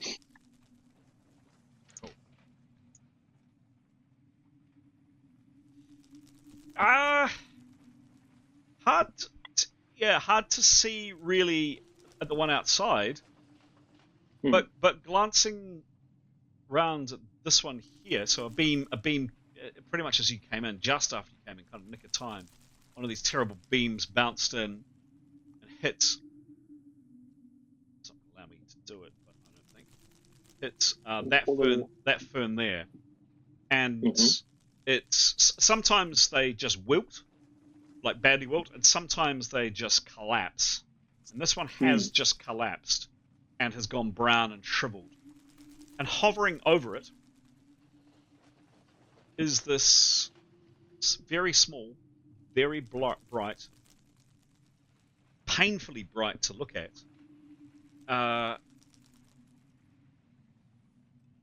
violently moving, shimmering, yellowish light. It would be the size, perhaps, of what's it? Yeah, I don't know if you can see my pen lid. Not large, about that big, and it's just It's just hovering above the and twisting and turning. Completely silent. He doesn't notice anything about it. It's silent. Okay. Intriguing. He wouldn't report anything. There's nothing to report. Okay.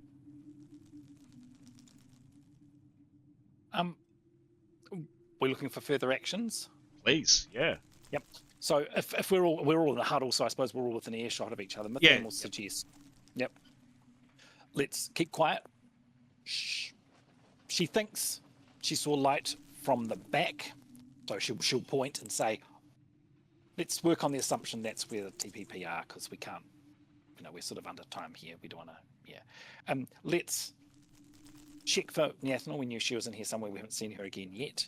Let's check that body as we move through the way that Nathaniel has described to us. So through to the dining room, so through the left-hand door, and then all the way to the back of the dining rooms, through storerooms, and see what our options are as we go. Tarquin, can you please check before we're, as we move, you be our new Nathaniel to scout things out, and we just move quietly as we can, as cautious as we can. How's that for a plan? Gray's going to suggest that maybe he keeps carrying Karis on his back because she's not super good at being stealth, and he's quite good at being stealth. That's a great idea. Great idea. Etienne will go along with whatever you want, because obviously I've got knowledge of what's ahead. I think we just take it room by room and see what decisions we want to make, but I think that's our general plan for now, but we have to see what happens in each part of the complex. Are we okay with that? Yep, 100%. Cool. So the first thing is for us to sort of move together, I suppose. Do we want Etienne at the front? So Tarquin's scouty scout a little bit ahead, because he can cast darkness and whatever, and he's probably the quietest one left, I think. We definitely want to look at someone to have a look at that body and make sure it's not Nathaniel. And then we're going through the left thing, Tarquin first. But what's our? Do we need a party order particularly? Etienne's happy to go at the front. He would probably draw a sword if he was going to do that. Okay, Mathan. You probably need to just direct. Yeah, Mathan can't. Well, can we cast float on Leif again? Does Gray have PowerPoints for that?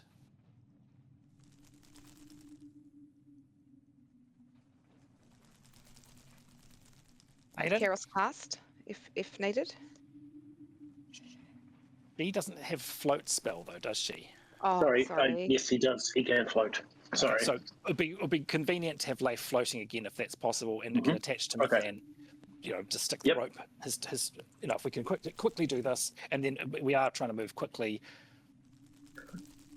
He'll just gesticulate with his hand, but he won't make any noise, and then he'll cast. Okay. After a bit of preparation. Okay. Give me a roll, please. Cool. 21. 21. The spell goes off. Cool. Floating Leif again. How long can Leif float for? 10 minutes. 10 minutes. Okay.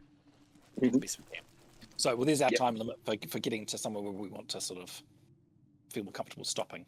And how long could Varna... Oh, sorry, I lied. 9 minutes. 9 minutes. 9 minutes. Yep. How long was Varna flying? Ooh. That was Grey as well, wasn't it? That would also have been 9 minutes. So she probably can't fly anymore. Yeah, no, you'd have to do something there. He's kind of starting to get lower on power points. I think he's so he would have on 13, so he'd be on 12 now. So he can do it. It's 3 points, so that'll put him down to 9. Keros has 42, if that's helpful. For fly, right? We're looking at fly, not float. Yeah, fly. That'll be good. She's at a negative though, so that's a big risk. That's you're minus 50. I mean, you're bound to fail. Yeah, maybe not. Gray can do it. Can I roll again, please? Yeah, sure. Sure. Cool. A little wait so they can get ready, and then a little hand wave, and then 94. I think he did it. 94. He definitely did it. Cool. So Varna is now very happy to be flying again. Leif is now floating. You're ready to move. What do you do? So Tarquin leading off. Yep. He's the point man, and then I suppose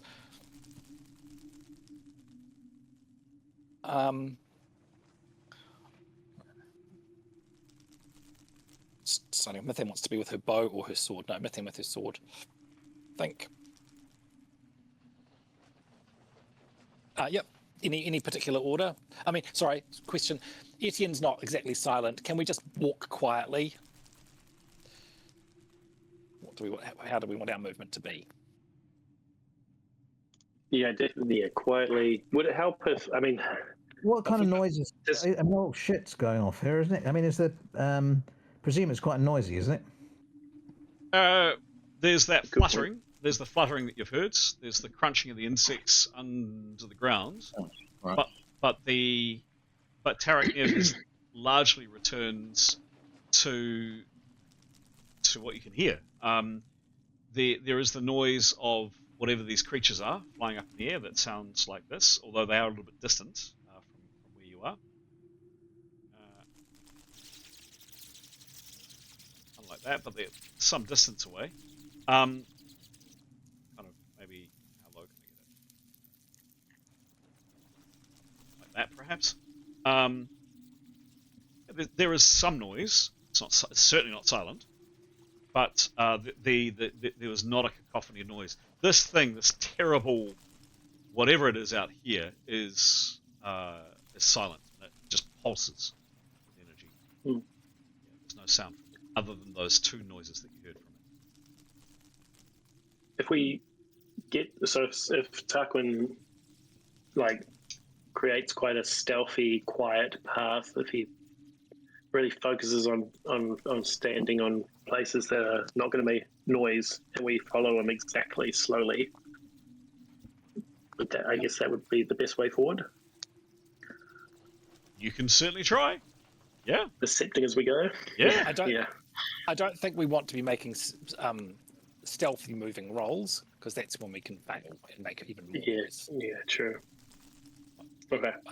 We just believe. move quietly then. Okay. So can Gray? I mean, I don't want to get bogged down too much in the minutiae of stuff, but it is kind of important to know: can Gray carry Keros? She's not heavy, but. What do I need to give you his strength? Or agility? Yep. So could you give me his? Yep. So does he have any? Does he have any encumbrance penalty at the moment? Apart from his hand. And we've got +10 at the moment, so that would help. I know. On a sheet, does he have Pete or Graham? Could you maybe let me know? Sorry, what am I looking at? Where would that be on the sheet? Encumbrance. It'll say. Oh, encumbrance.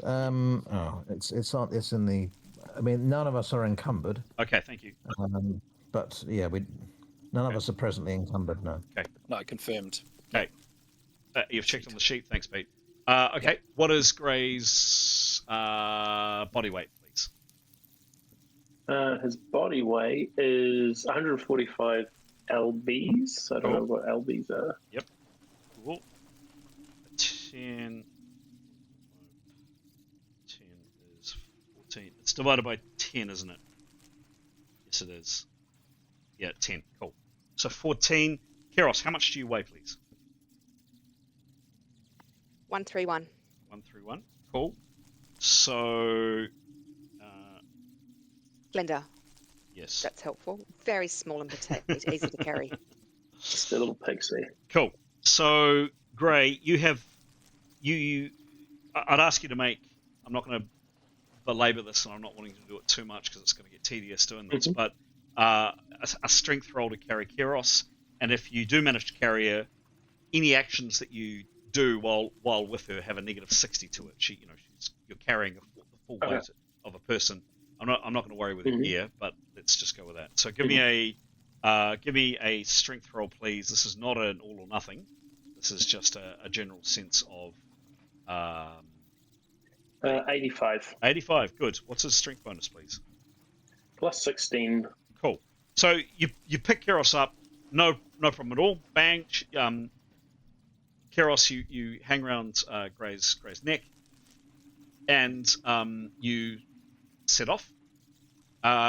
Gray, you're at actually I'm going to say -70 with both your gear and Keros's gear.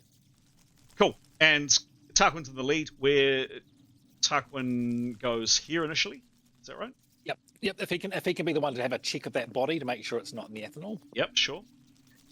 First thing that Tarquin says is.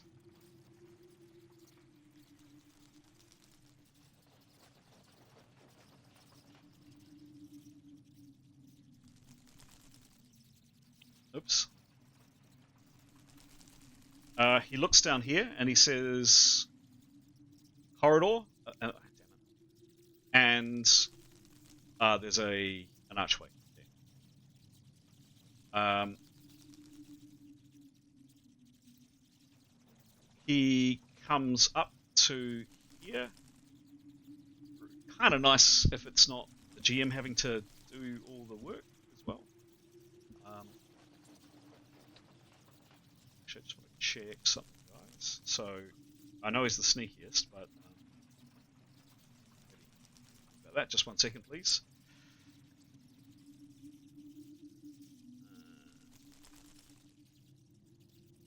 So, who's controlling Tarquin? You're controlling Tarquin, are you, I am. Chris? Yep. Right. Okay.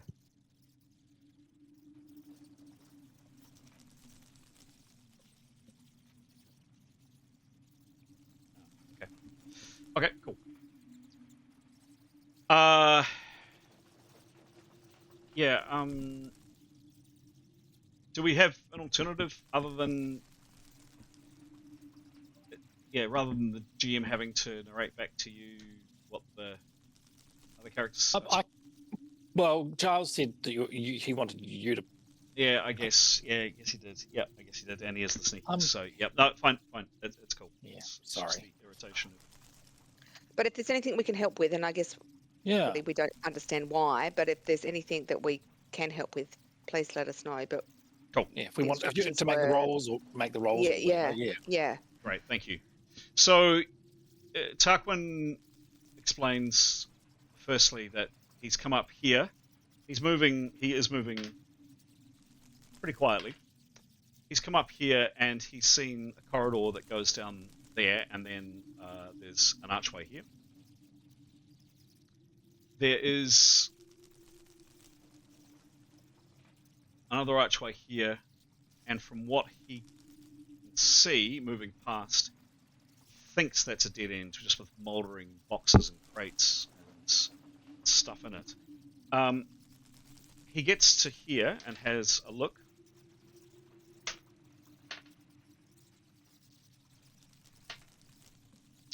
And you see his shoulders visibly just deflate, and he turns back and just smiles, the indication that no, it's not Nathaniel.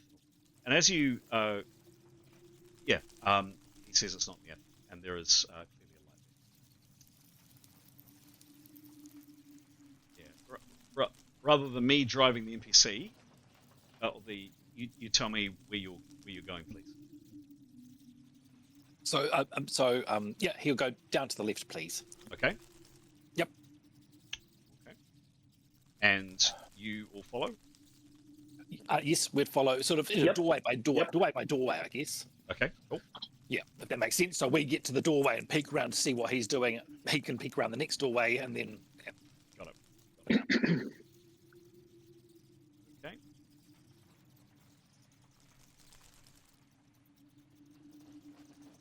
Oops.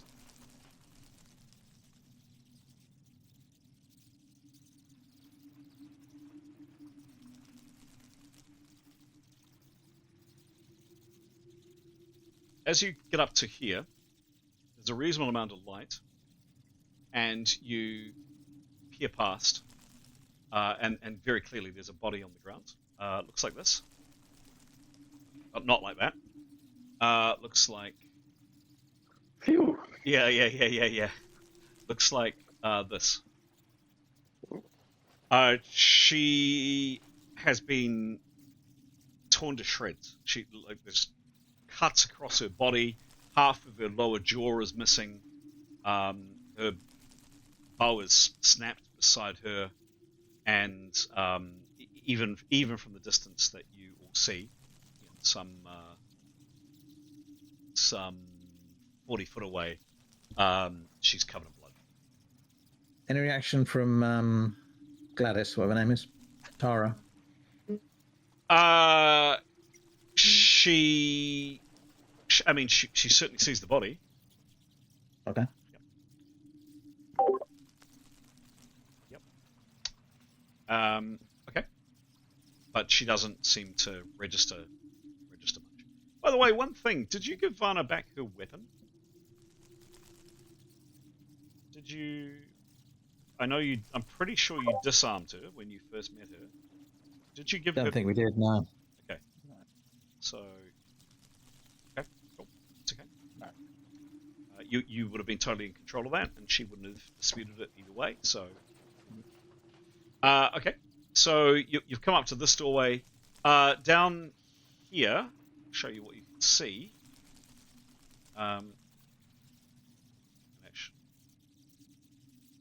Presumably, she knows where the... I mean, she must know. By the way, guys, I don't want to lead this because I know, obviously, some of the layout. Yep. But obviously, she will know she doesn't, the interior of the... No, she doesn't really. She was in here for a very short period of time, some time ago. So she was able to give you a rough outline. That was, and she told you a rough outline. Down here, you can see this open courtyard, and there are definitely these beams, these horrible beams of light coming down and hitting the courtyard. In front of the courtyards, there is a low wall. Yep. And down the side of the courtyard, there's a wall at the very back of the courtyard. Down the side of the courtyard, you can make out 6 archways.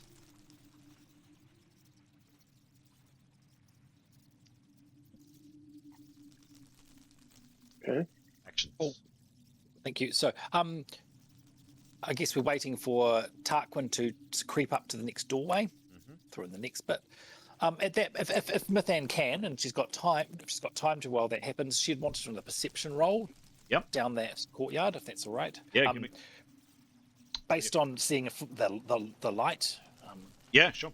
Give me a roll. But also wanting to, yeah. Oh, I'm glad it's masked. 15. 15 it is masked. Minus 12. Yep. Plus 88.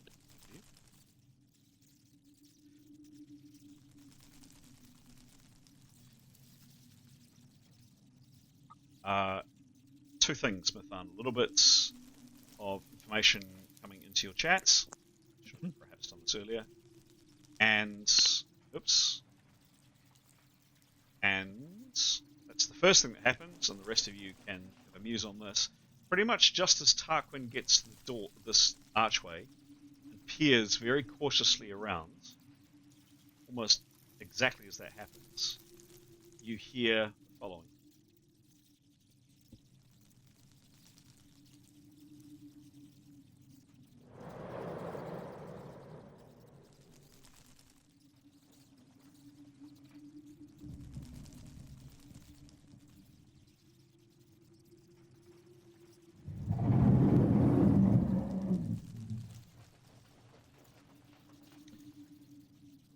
Nathan, some information.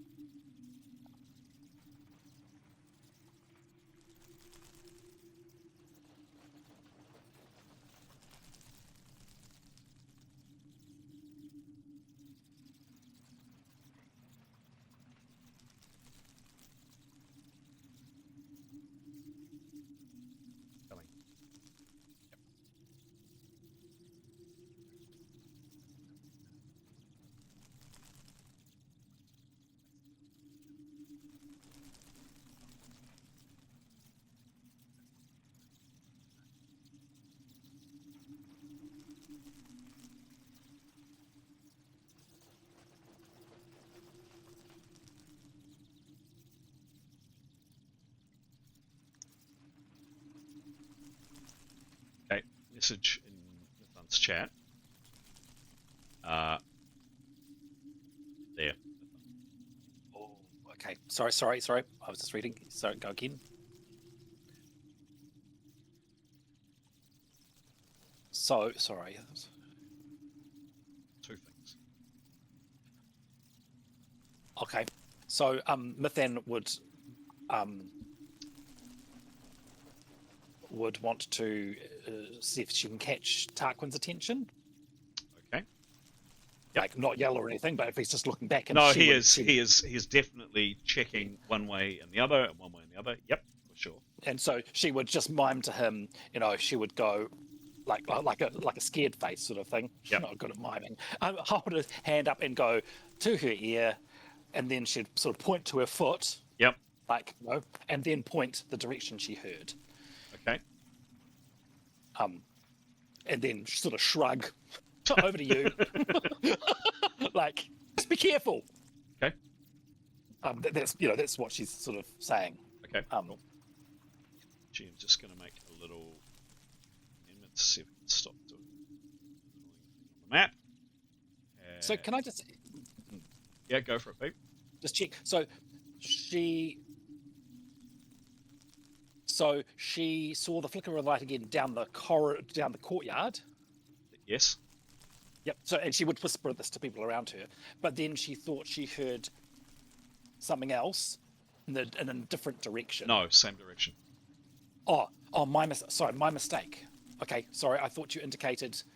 No. Reads the whole thing.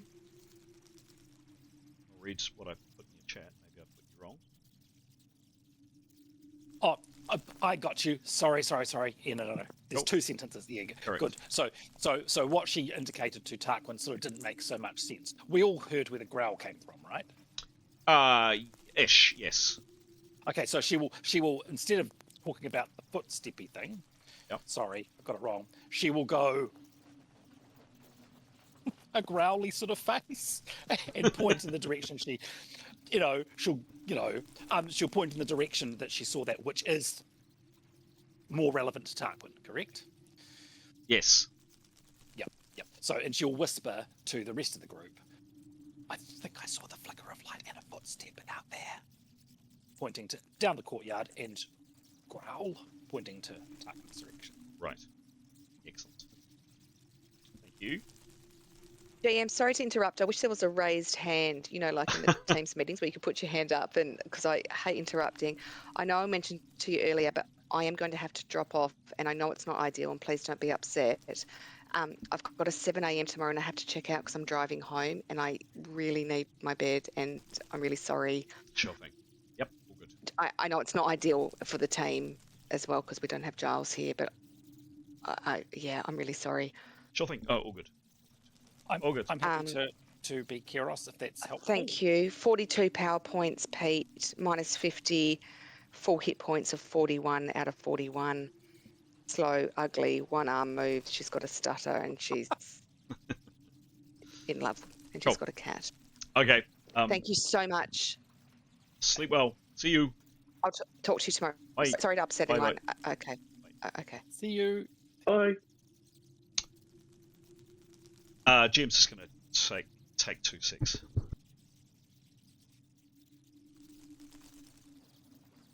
Sorry, I feel I'm a bit directive this time, but I mean, I hope that's okay. We're okay with Yeah, how it's this good. Sorry, I've been a little bit distracted, but I think this is good. And Graham's a little bit in the knowledge of what's Yes. happening. So you can't usually do your usual helpful leadership. So I reckon if Tarquin can just peer around that. Yeah. Yep. So Mithan was trying to communicate. She thinks she heard the growl from Tarquin's direction. Right. Behind, but that room that Tarquin was up to. And so if he can be really careful looking around, that's what she was trying to mean to him. And she thinks she saw a flickering light in the courtyard and maybe heard a footstep in that direction. Oh, okay. That's the courtyard with all the archways. Yeah, correct. Because that's where she thinks she She's saw focusing the on. flickering light the first time. Yeah. Yep. She was just trying to establish where the TPP people could be. I mean, who knows? Yeah. But if there's a monster in Palace with us through that doorway, then we don't want to be going that direction either. Yep.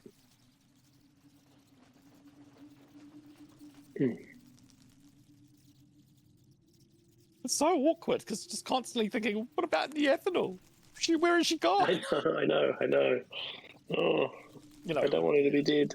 Yeah. All right. What happens?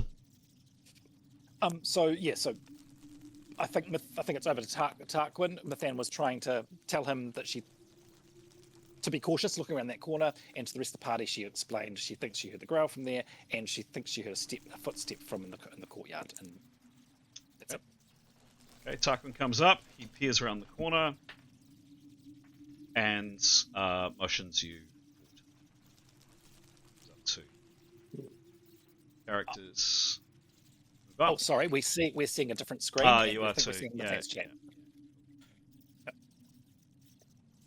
Cool. There we go. Cool, thank you.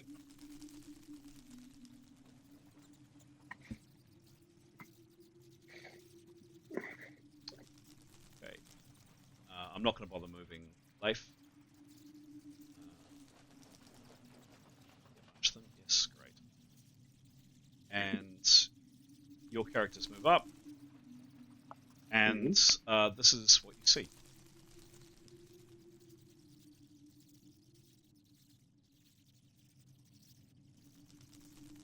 So remember, all above you is, of course, there is a ceiling, quite high. It would be 15, 20 foot tall. There's a ceiling above you. Again, you're looking out into the courtyard. Looking down here, and you caught no, you didn't catch a glimpse of it that side. Looking down here, you see, firstly, a lot of weeds. You can see them there, kind of growing up through the cracks in the flagstones, and down this wall, there's the occasional gilt portrait flame, kind of quite a number of them actually, 8 or 9, scattered in there somewhere on the grounds, and rotted and faded and torn canvases. The hall's open on 2 sides, with an archway here, and this is what you see through the archway, or what you catch a glimpse of through the archway.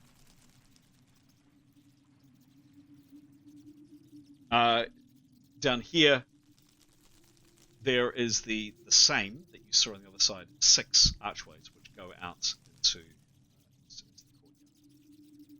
courtyard. Here, peering into this room, you can't see a lot of it, but you just see a lot of benches, overturned tables, etc., etc.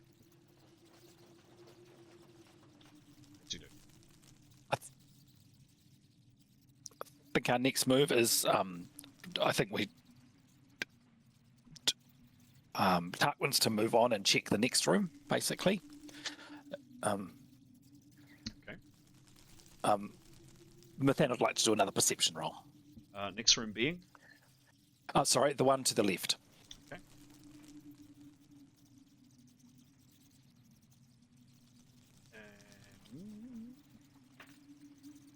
And assuming Tarquin's doing perception as he goes. Of course, yep. Yeah, cool.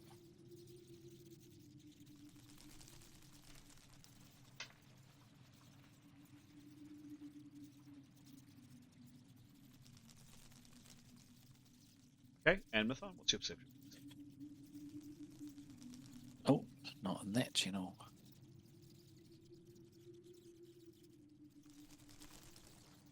Oh man, you're on 100. Roll of 100. Boo!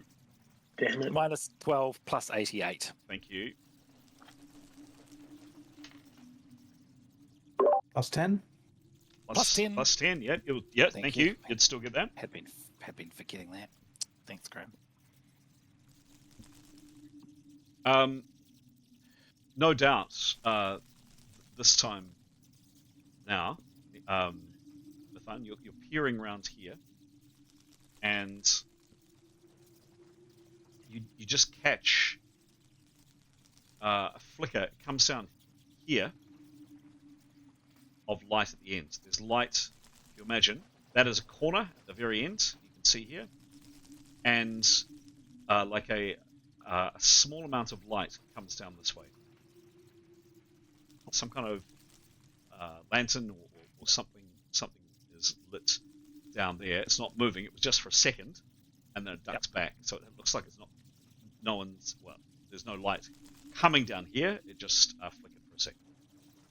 What do you do? Cool. Okay.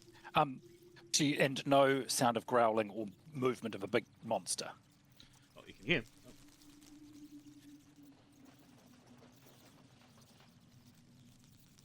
So can I just check the growling we heard? Can we just really not tell which direction it came from or how close it is? The direction was somewhere there. Okay. Okay, cool. But we can't get any sense of distance? No. Okay.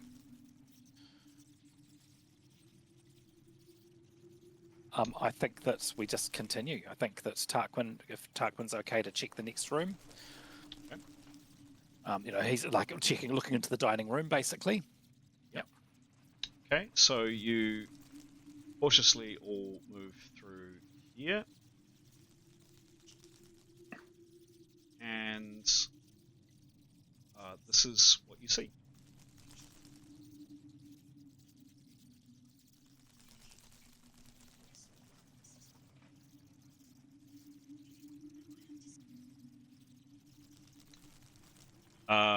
Just getting some feedback from someone or someone. Thank you. Wooden tables lie overturned along with their benches in this very, very lengthy. And when I say lengthy, it is just to give you a sense of scale. It's kind of 70 or so foot away. Is that far wall? Dozens of pewter plates and silverish coloured eating utensils lay scattered on the floor, while others rest on upright tables. Down the very far end, there look like more plates and cups, and you can make out down here and down here two archways. There is also an archway here. Just as you come into this hall, pretty much just as you all step in, Tarquin's been in here, his bow is at the ready. You hear the following.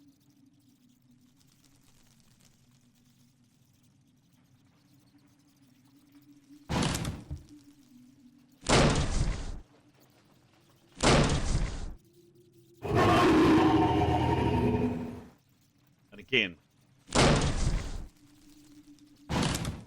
Down here. And definitely that sound is coming from down here. No doubt about it.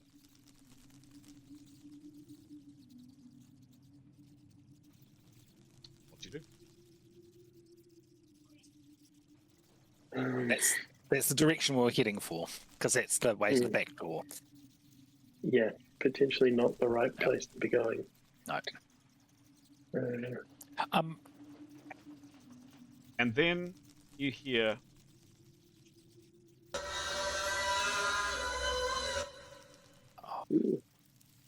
in the distance and a human cry of pain or alarm. You're not quite sure what. Definitely down here. Yes.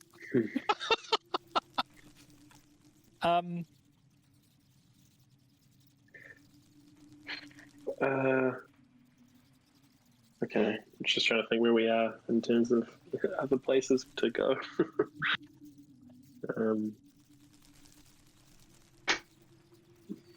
So, is the light show still going on? Yeah, sure. Yeah, for sure. Yeah. You can still see these beams coming down. Every now and then, one comes down, hits the courtyard, and ricochets out and hits one of these walls. There would be a risk going that wouldn't be high, but there would be a risk of walking down either this corridor, and you're assuming the following corridor, or indeed going into in through here. Every now and then, it doesn't happen a lot. It might happen every 2 to 3 minutes. And have to roll a 2 or something to get hit, right? Yeah, exactly. What are the chances of that? Exactly. And they bounce. I mean, you just saw one then. They bounce all over the place, and who knows? I think that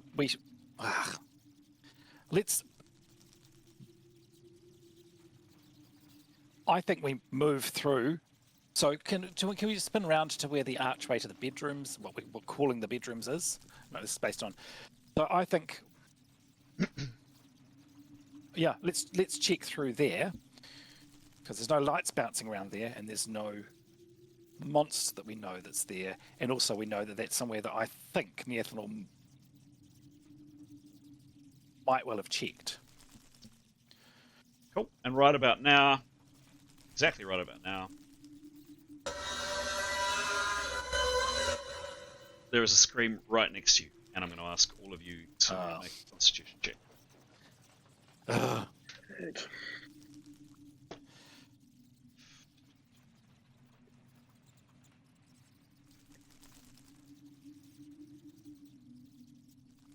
Do you want us to go one by one? Yeah, just 1 second.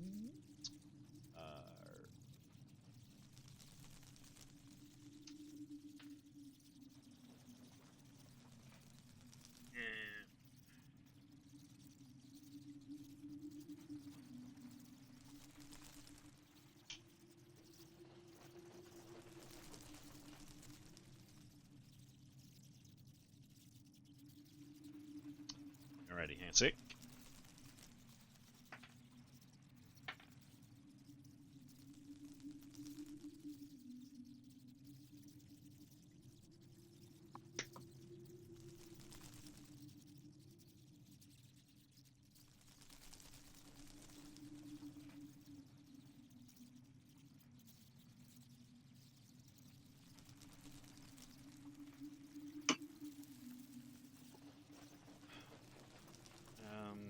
Cool.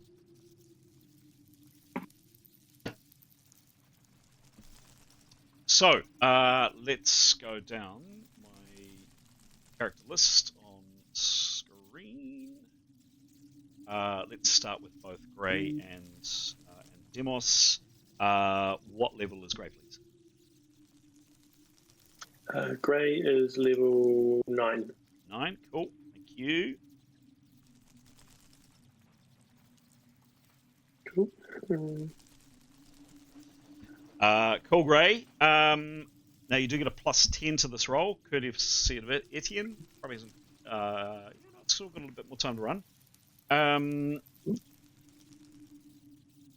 Give me. Do you want to know what you got to beat? Nah, surprise me. Cool. Where you go. Give me a roll, please, and add your channeling. Oh, well, he hasn't beaten it because he rolled a 5. Rolling just for fun. Roll again, please. Sure. 38. Yeah. Okay. No, he definitely hasn't beaten it. Roll a 1d10, I believe. 1d10? Just a sec. Yep. Just a second. Yeah, 1d10, please. Mm-hmm. 6. 6. Ray, you take another 6 hits. Mm-hmm. And we're on, I think, 80, correct? Yes. Mm-hmm. So, cool. Next was Demos. What level is Demos, please? Demos is level 8. 8. Mm-hmm.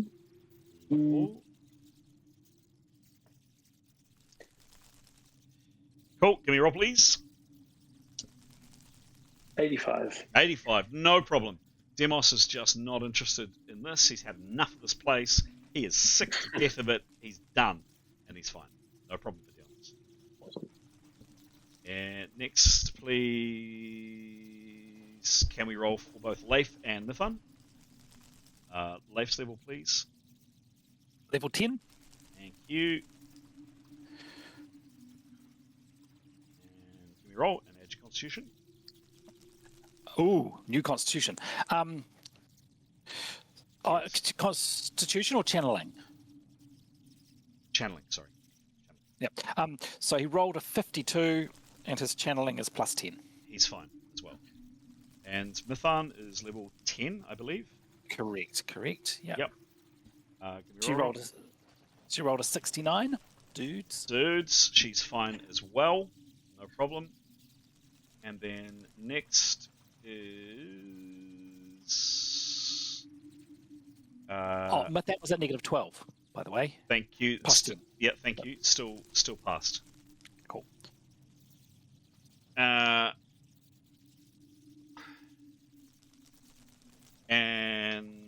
so Mithun and Leif both passed. We determined that? Yes, we did. Cool. And then next, please, Etienne. He is what, please? 9. Thank you. Give me a roll. 85. Yeah, he's fine. No problem. That's 34. Yep, no problem at all. And one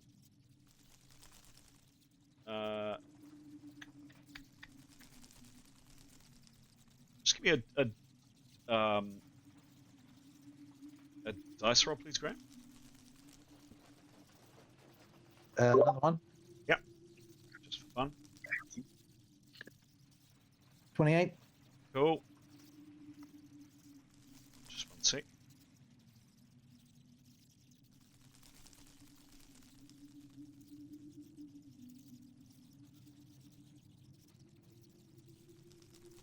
Do you need an adjustment on that? Or? No, I'm good. You.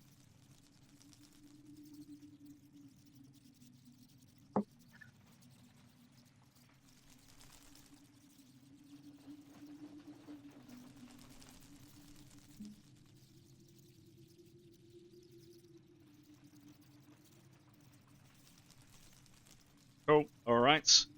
Tarquin. Tarquin is fine. And Varna is definitely fine with a 95. Go into rounds. Keros? Eros, thanks. Sorry. Yeah, no, thanks, Pete. You. Thanks for being honest. She has negative 50 to this roll. She does. Yeah. But she's got plus 35. Yep, she does. She's got plus 10? Well, she's got, yeah, sorry, that's included in that. She's 25 for channeling, plus the 10 is plus 35. So, am I rolling this one? Yes, please. Yeah. Thank you for being honest, Pete. Yeah, I know. Come on. Oh, 82. 82. Ooh, and with a chance. 82, she's fine. Absolutely fine. Oh, thank goodness. Doesn't take any damage at all, and thank you for your honesty, Pete. Thank you for not fudging that. All good. Yeah. Cool. We are going to go into rounds. Encounter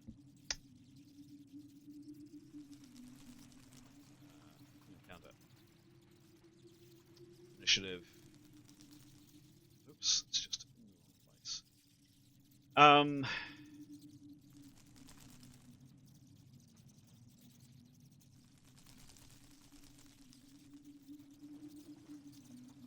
Right, I just need to check something.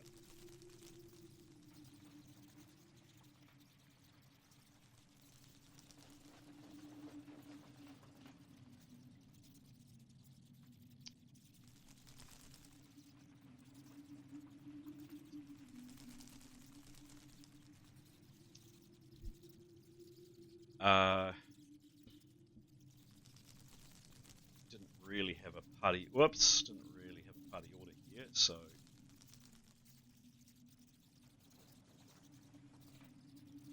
Tarkin's kind of out in front. Is anybody? Yeah, we're just going with this, guys. Wildly Jex, Grey, and then Mythin at the back.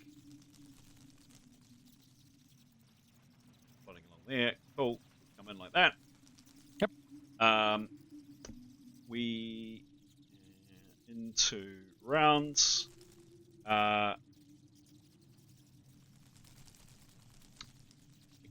down here, you hear the sound of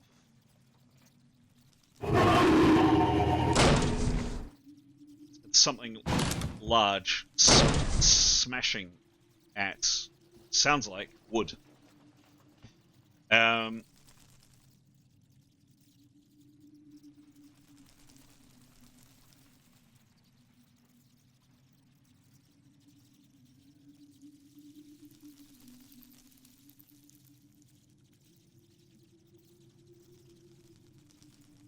Right. Ray, your first to act. What do you do? He is going to. He's got his axe in his hand. Mm-hmm. He's going to prepare. Prepare? Sure. And be ready, but if he needs to, he'll parry with everything. Cool.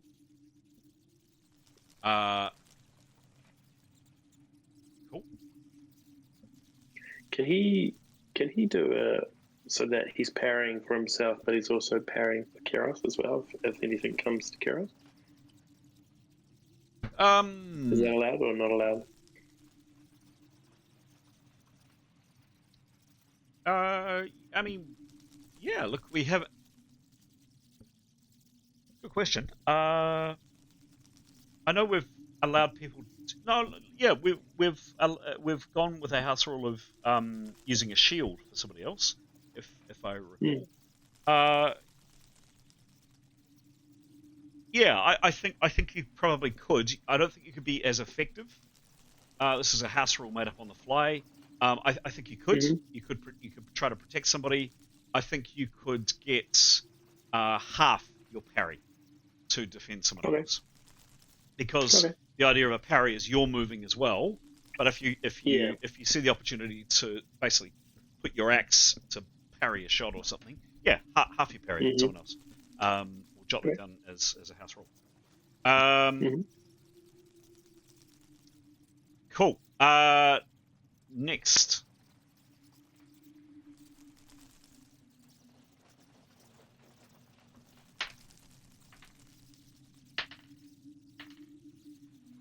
You all hear the sounds of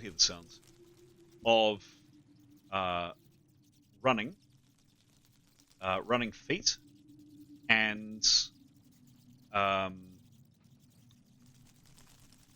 the clink of metal.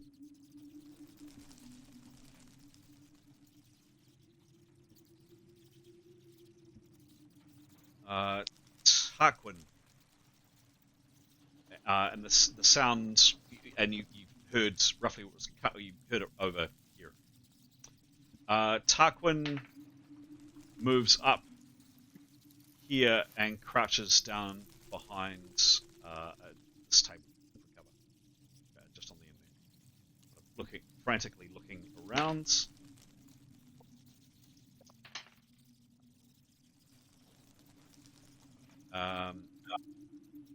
Yeah, looking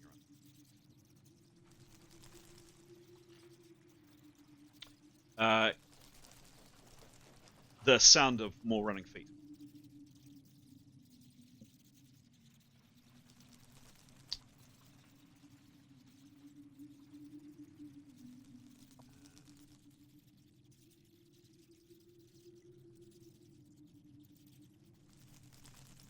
Are we free to act, or is it turns? Yeah. Yep. We're in rounds, so yep, going through rounds. Demos.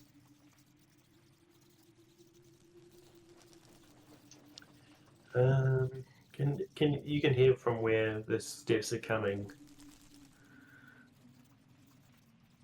Sorry, what? Can we hear whereabouts the steps are coming from? Yeah, just said that. Yep. Sorry. Yep. Sorry. That's all right. Certainly down this direction. Okay. I think he's just gonna be ready to parry with his spear if needed. Okay. I'd like to do a perception if he can. Sure. Maybe 30% off, if that's allowed. 30%. Yeah, sure. Cool. He's just looking to kind of, I don't know, pick up maybe he thinks or something, or whether imminently coming around the corner or something like that. Sure. Give me a roll. 65. 65. Last of course.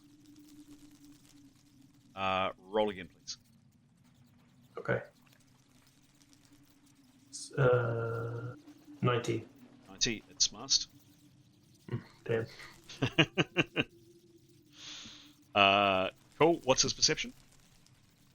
50. Oops. One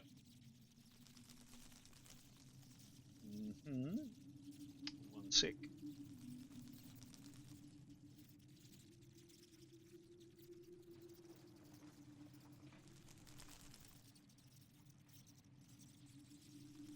All right. Some information coming into your chat, Dimmers. Just one sec. What's the screen? Oh, you can't see the screen. That's good.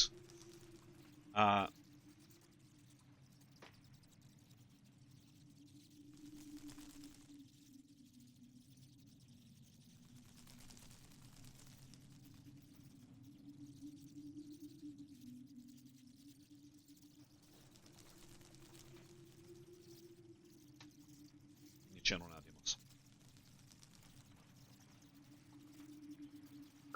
Demos.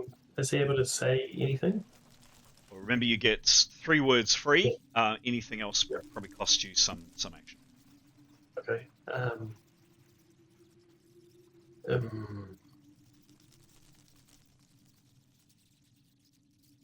You'll have to say more than 3. He wants to say they're coming from where we've just left, where we've come from. Okay. Coming from where we've come from. 4 words. I'll give you 4. What are you? Any other actions?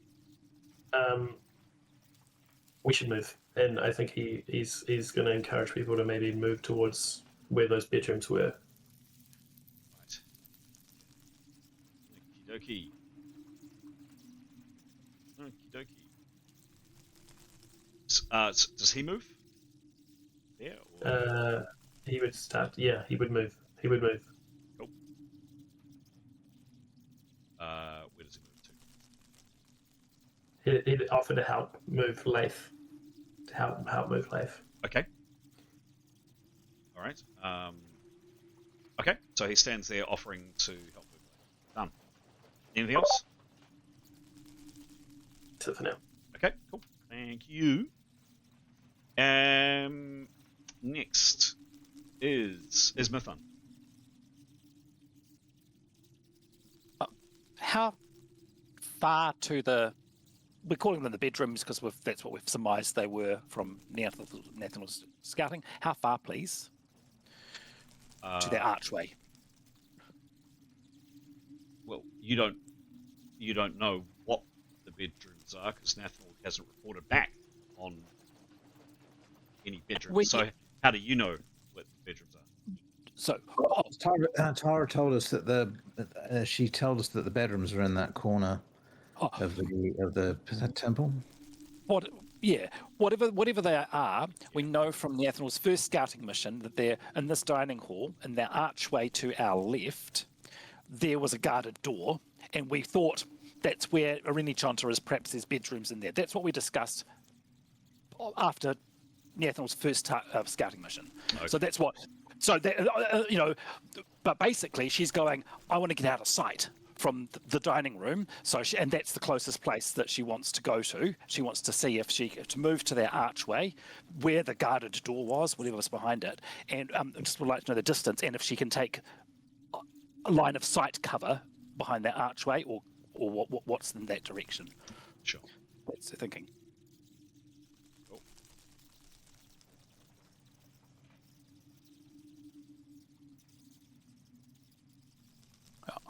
That's 60 foot to get to there.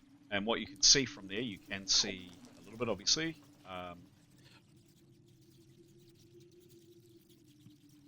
That's what you can see. Sorry, I can't see. Oh, sorry. Yep.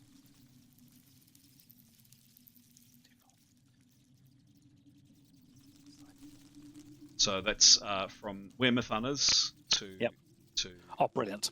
To here is 70 foot, approximately 70 foot, and then there's an open doorway there.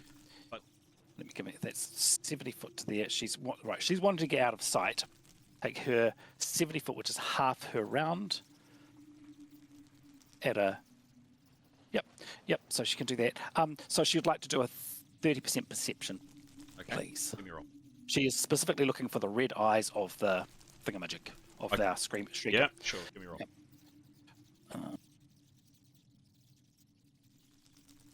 54 minus 12 plus 88.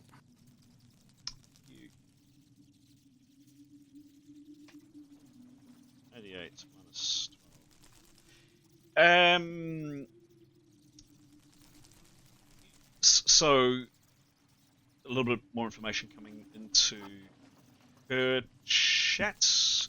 Thank you. It's the full screen.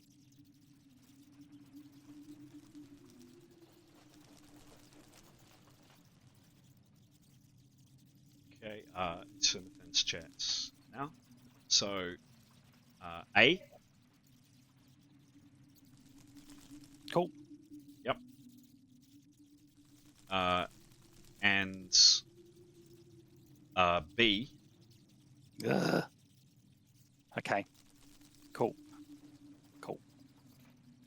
So she's. Thank you. That's 30% of her action. What does she do? Cool. She would like to.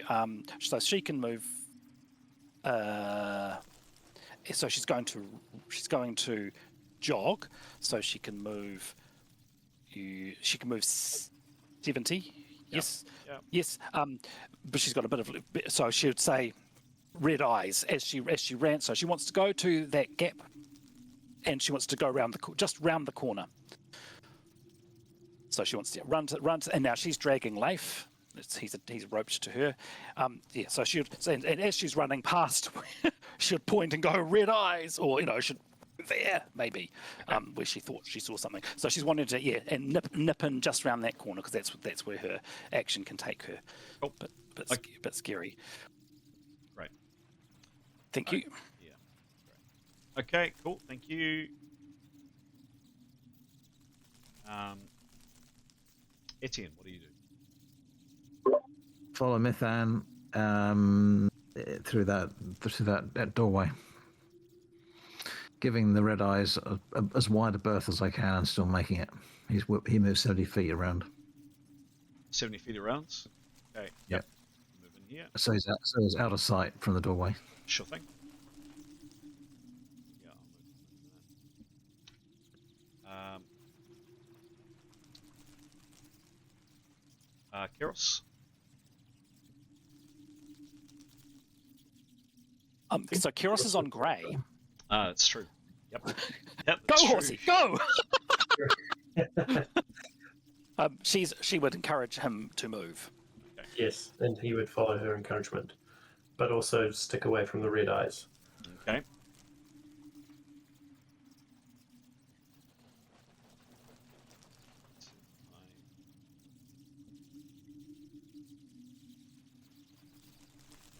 Yep. It is Grace's turn. Sorry, what? Grace's turn. Yep.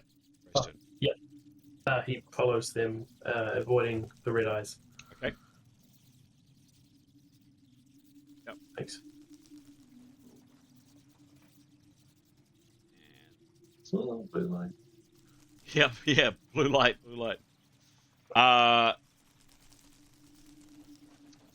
Cool. And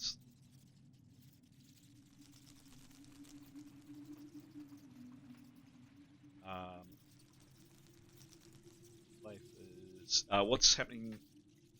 Leif is being floated. Is that right? So Leif was floated and roped to Nathan's pack. Right. Yes. Okay. Cool.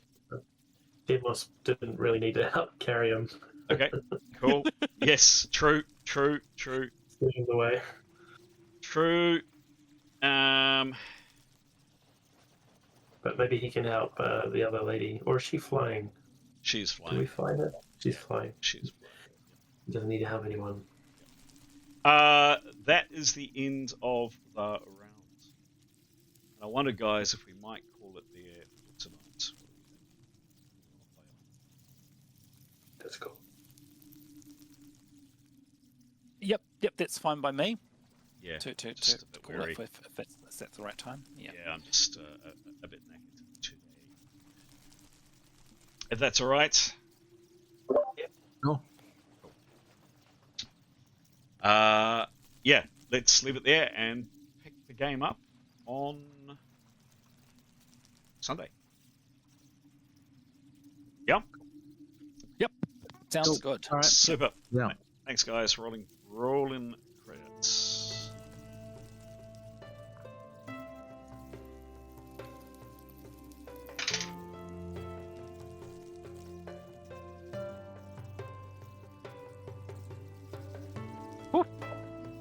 I was very pleased with myself with that roll for Keros. It's gonna be, yeah.